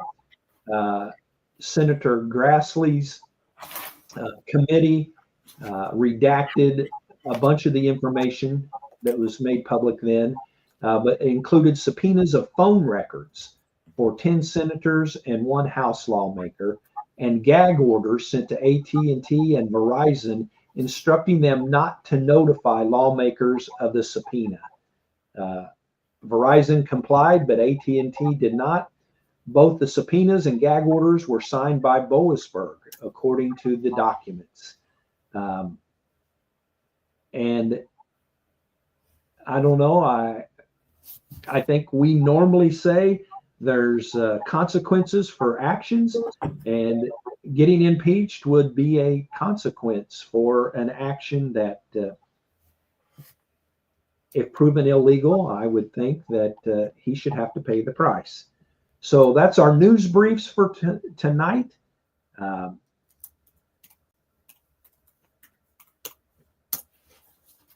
And it's probably time to go back and look at, I'm going to discontinue mentioning Virginia because Spanberger has already given her acceptance speech. Yeah. So the governor race, I'll quit mentioning. The lieutenant governor, the Democrat Hashami, our Hashmi, 53%, Reed 46%, the Attorney General, and it is separated a little bit.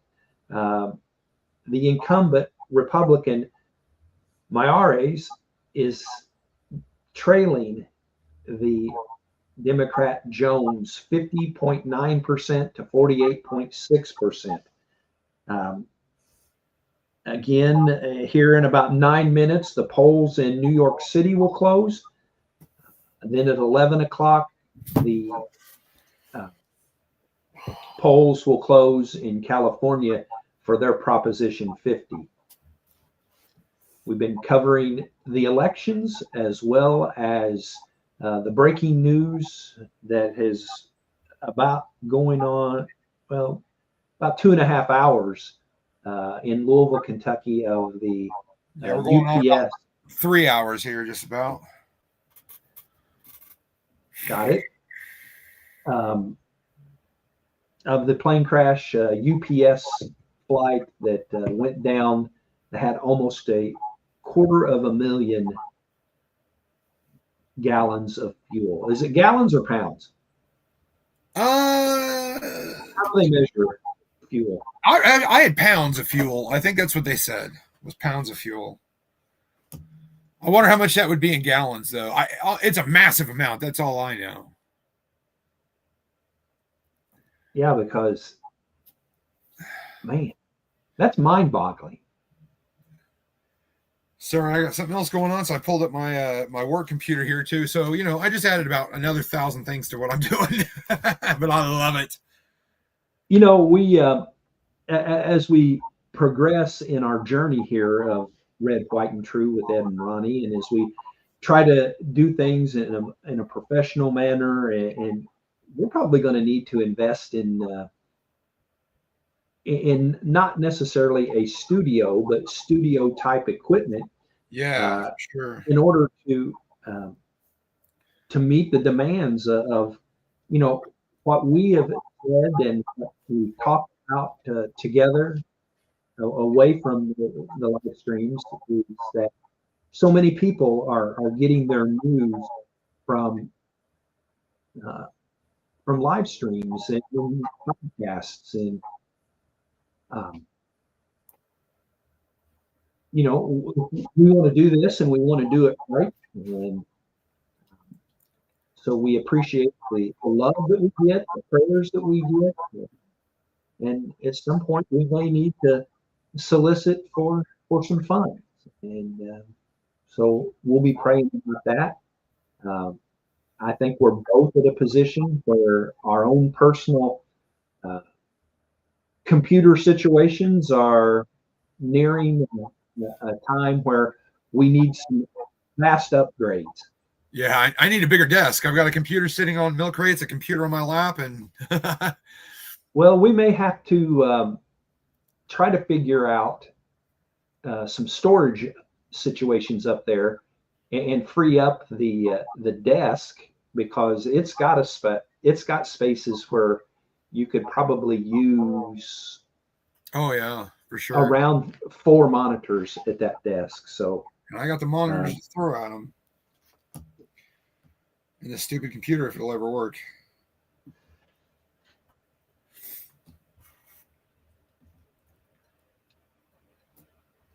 Well, what do you think about this? Let's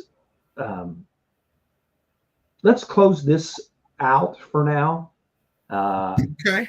One or both of us can come back in about an hour. Well, yeah, but I hate to do that with New York just getting ready to. Yeah, New York closes in 5 minutes. Let's nix that, at least until we're into a little bit of time with New York, because that's the main race, and we are at a point where it's kind of slow, which is hard to believe that would even be said. I was just looking at some of the other things that we have downloaded. So you know how I'm always saying we're not red, white, and assume, we're red, white, and true, right? Here's a little break. Whoopi Goldberg is always assuming. I love when Sonny passes notes. We don't know if Trump used an auto pen to part. It was a joke. Yes. The hardest thing about this job now is no one understands nuance. You know when you hear a joke, when somebody's fooling around, when they're not saying something specific, especially on this show. I'm very specific when I'm pointing stuff out. When I'm making jokes, you know when I'm making jokes. This is ridiculous. What happened there is they were talking about Trump using AutoPen versus Biden using AutoPen, and somebody had passed her a note that said there's no evidence of Donald Trump using an AutoPen, so she again had to eat her words. Way to go, The View. Well, that's where everyone should get their news, let me tell you. Well, it seems how you lightened it up a little bit there. As we go into the 9 o'clock hour here shortly, this would be a good place to listen to our dear friend, Senator Kennedy. And this is why Senator Kennedy remains a national treasure. I wonder sometimes how some people in Washington, D.C. actually made it through the birth canal. The truth is that we are going to have to get some new conspiracy theories because all the old ones came true. The truth is that Americans aren't perfect. We're not. But the other side is crazy.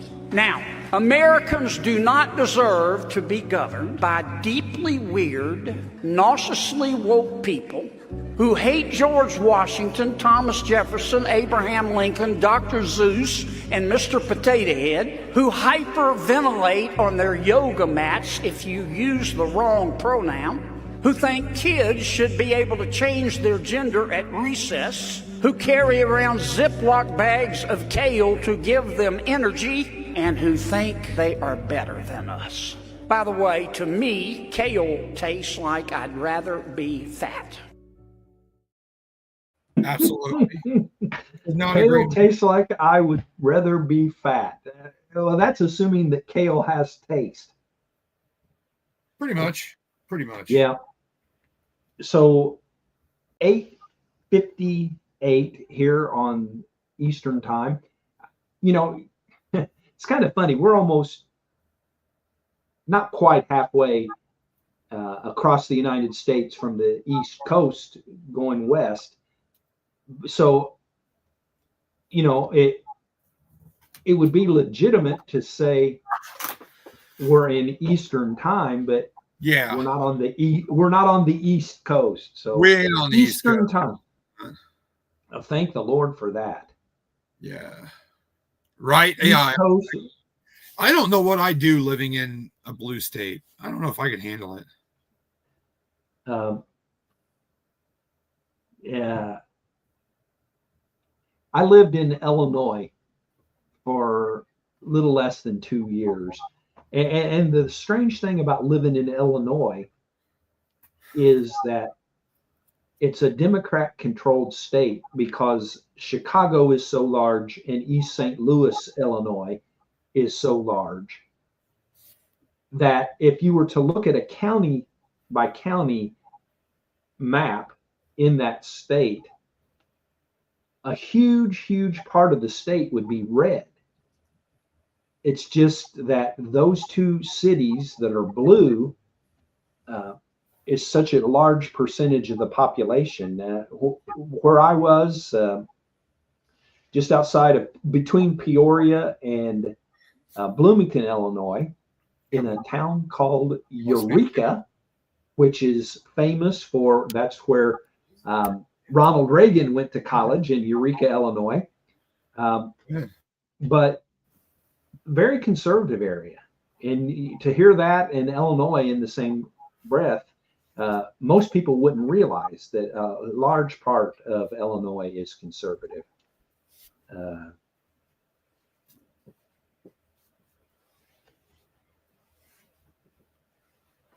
Okay, well, I got to do an update here. Well, you got something to fill in here for a second? Yeah, I'll figure something out. Sorry, Alice had to crawl on the floor. She needs to go potty. She doesn't like it when we do these long ones. So, well, I can't say that I blame her. Well, I'm getting a little antsy here sitting in my chair, anyways. But so everybody's heard of. If you watched yesterday, you know I covered SNAP and EBT and all that. Here's Caroline Levitt talking about the court order. The administration is fully complying with the court order. I just spoke to the president about it. The recipients of these SNAP benefits need to understand it's going to take some time to receive this money because the Democrats have forced the administration into a very untenable position. We are digging into a contingency fund that is supposed to be for emergencies, catastrophes, for war. And the president does not want to have to tap into this fund in the future. And that's what he was referring to in his Truth Social post. So the Department of Agriculture, as for the latest SNAP payment in the judge's order, put out guidance to states today on how to get that money to the recipients of SNAP.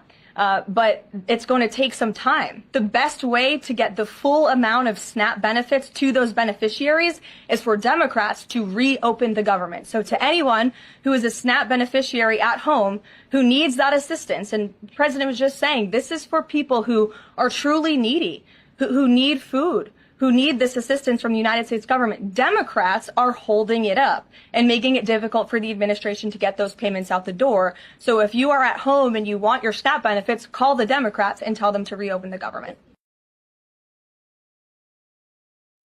Right, exactly. You know, it's going to take time. Don't blame Trump. It's not the Trump shutdown. This is all the Democrats. They voted no yet again today. This is the 14th time. I'm not going to get into it again. Oh, come on. Riled up again. Come on. You know you want to. I do. But it's 2 minutes after 9, and the polls are now closed in New York. It'd be interesting how fast we start getting results in from New York City. Yeah. And there are already 36% of the vote counted. And I think that it looks quite like we were right when we thought that Mamdani was going to win. Right now, he has 51% of the vote. Cuomo has 39, and Sliwa has 8%. So, you know, a lot of people were calling on the Republican candidate there to drop out and to put his endorsement with Cuomo. And the way it is right there, that wouldn't have made a difference if it were to end right now. In New Jersey, 40% of the vote is in. The Democrat Cheryl, 56%. Citarelli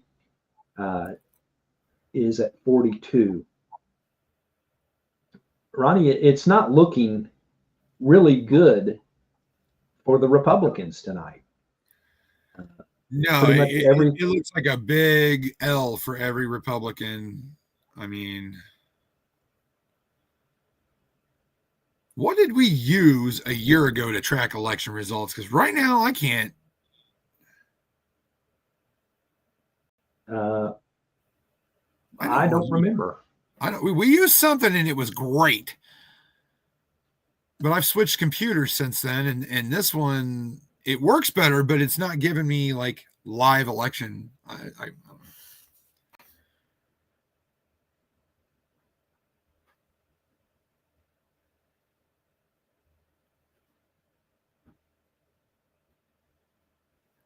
Come on, election results.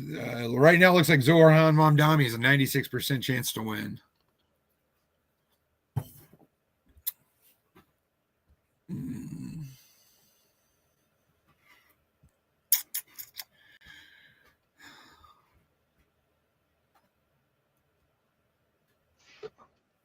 Oh, what a well, night!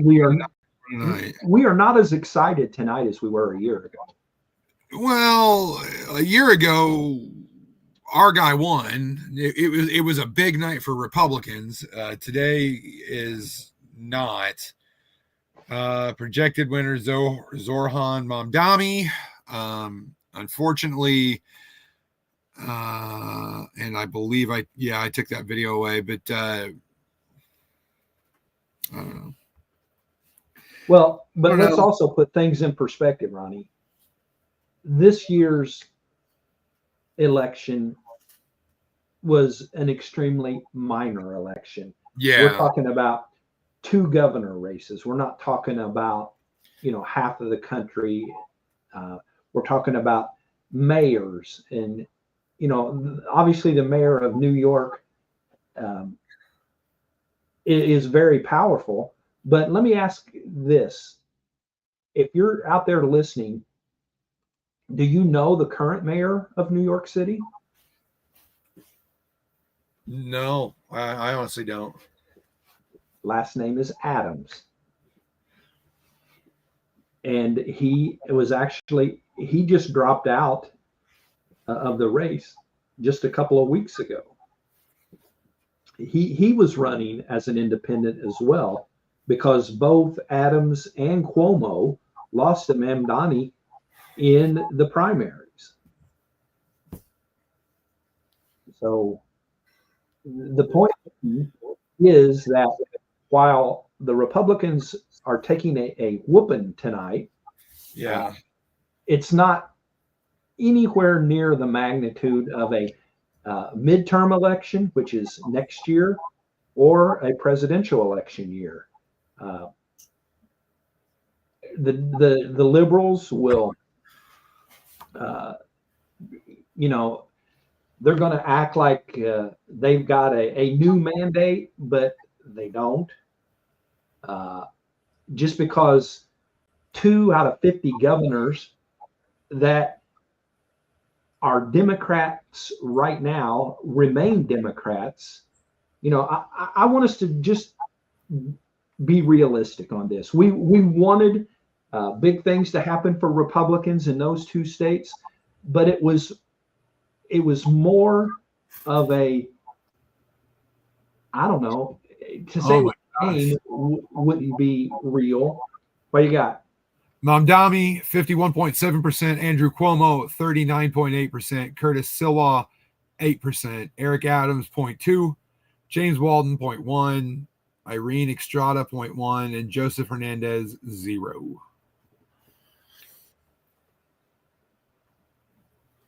So, yeah, Bronx reported in Mamdani, Kings, Mamdani, New York, Mamdani, Queens, Mamdani, and Richmond, Cuomo. I can't believe that this guy's going to be a mayor of the biggest city in the United States. I mean, what are people thinking? Well, since I didn't do my segment tonight, the pastor's pulpit, I'll save it for part of our celebration tomorrow night. And, the Republicans will not be celebrating. The Democrats will be. But I think the whole country is fixing to see just how bad socialism is and can be. I see a mass socialism. I honestly see a mass exodus out of New York City in about a year. Or less. New York has always been blue. Don't get me wrong. New York has always been blue, but come on, this guy's just left of Karl Marx. I mean, if anybody really knows anything about him, I get on and do some research. This guy is wanting to give free rent and free housing, free food, free. I mean, he sold everybody on a ship of fools. If people really sat down and looked at what he was about. And look at his background. Look at his dad. Yeah. I mean, his dad is worse than he is. Yeah. So New York City, if you're watching, you made your bed tonight. Enjoy sleeping in it, while all the rest of us in the United States don't have to deal with that crap. Well, I mean, Florida's going to see a huge increase in population. Absolutely. Yeah, Florida, absolutely. I seen Texas said that Governor Abbott said something to the effect of he was wanting to put a fee on people that were moving from New York to Texas. You know, I don't remember. Let me see if I can find that story real quick. Nobody knows, kid. We don't know. Why would they elect a mayor? My 11-year-old asked me, and I don't have an answer for her. Well, As if he's that crazy. Yeah, he's just left of Karl Marx. Yeah. Oh, he's still at 51.7%. Andrew Cuomo at 39.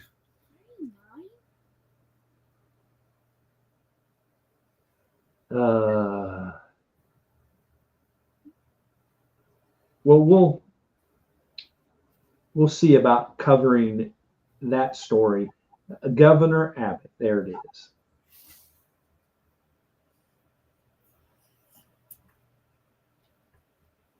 Governor Abbott vows to impose a 100% tariff. I don't know what a state tariff is, but on anyone moving from New York City to election. Isn't that interesting? Governor, I don't know.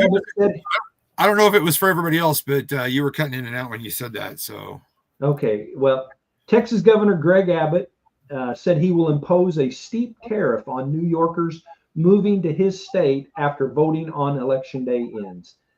Abbott made the announcement Monday, a day before New Yorkers headed to the polls to choose a new mayor in what has been a closely watched race between Mamdani and Cuomo. After the polls close tomorrow night, I will impose a 100% tariff on anyone moving to Texas from New York City. The power to impose tariffs falls under the federal government's authority, not the states. The New York City mayor race is one of the most anticipated contests this year. So I don't know what a 100% tariff is when it comes to I mean, I'm not sure how you would even know if a person moved from somebody could move in the house next door to us, Ronnie, and be from New York State. And how would we even know if they didn't tell us? Unless they got that Bronx accent, Well, yeah. Okay. Forget about it or what. I can't do it. Yeah, I was going to say, I don't want that Bronx accent personally, but where can I get a meatball sub or a Philly cheese? I'm not gonna. I can't do it. I'm not even gonna try it. Well, we have been at it for 2 hours and 14 minutes. Well, plus a 20-minute segment. Yes. Before this, covering the plane crash. I think our work's about done for the night. I don't think the only race that we've been mentioning that probably wouldn't be callable at this point would be the Attorney General in Virginia. It's still 51-48 in favor of Jones, the Democrat. 76% of the vote is in, and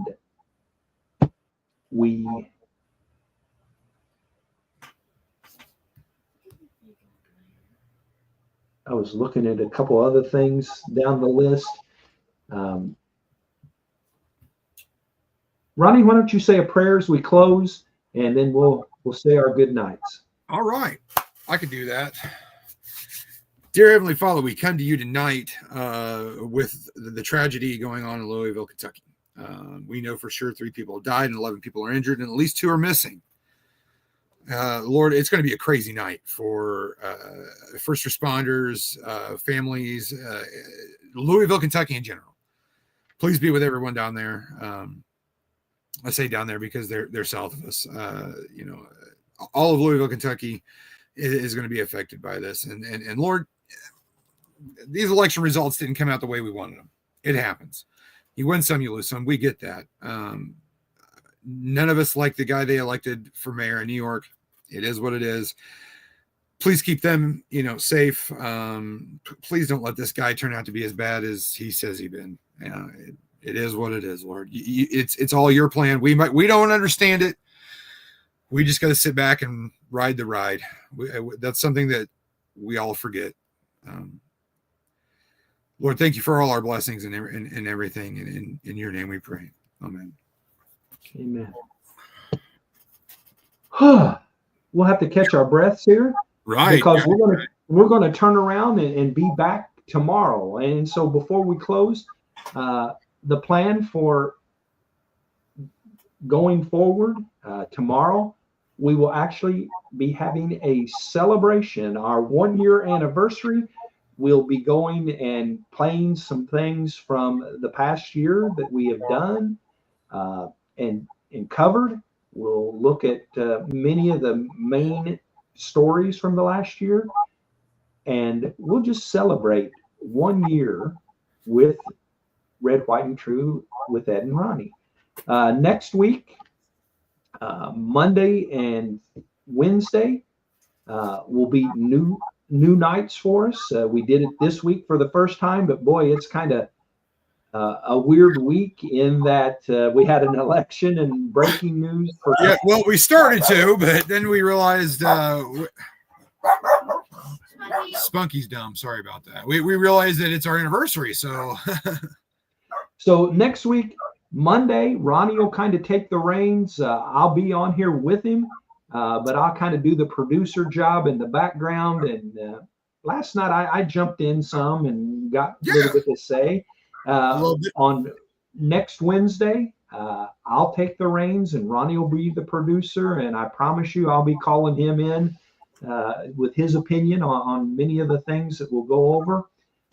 Next Tuesday will be what we will call a regular Red, White, and True episode of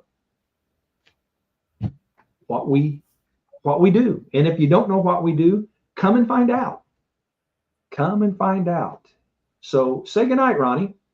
Good night, everybody. Thank you so much for being here. I love doing this. I love every one of you. And we will hopefully see you tomorrow for our 1 year.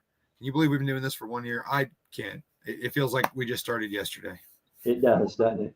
Absolutely. Okay. Until tomorrow night, 7:00 Eastern. See you then, and go out and do the right thing.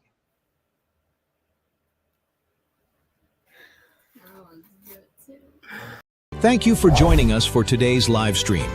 This has been a presentation of Ed Boston Media.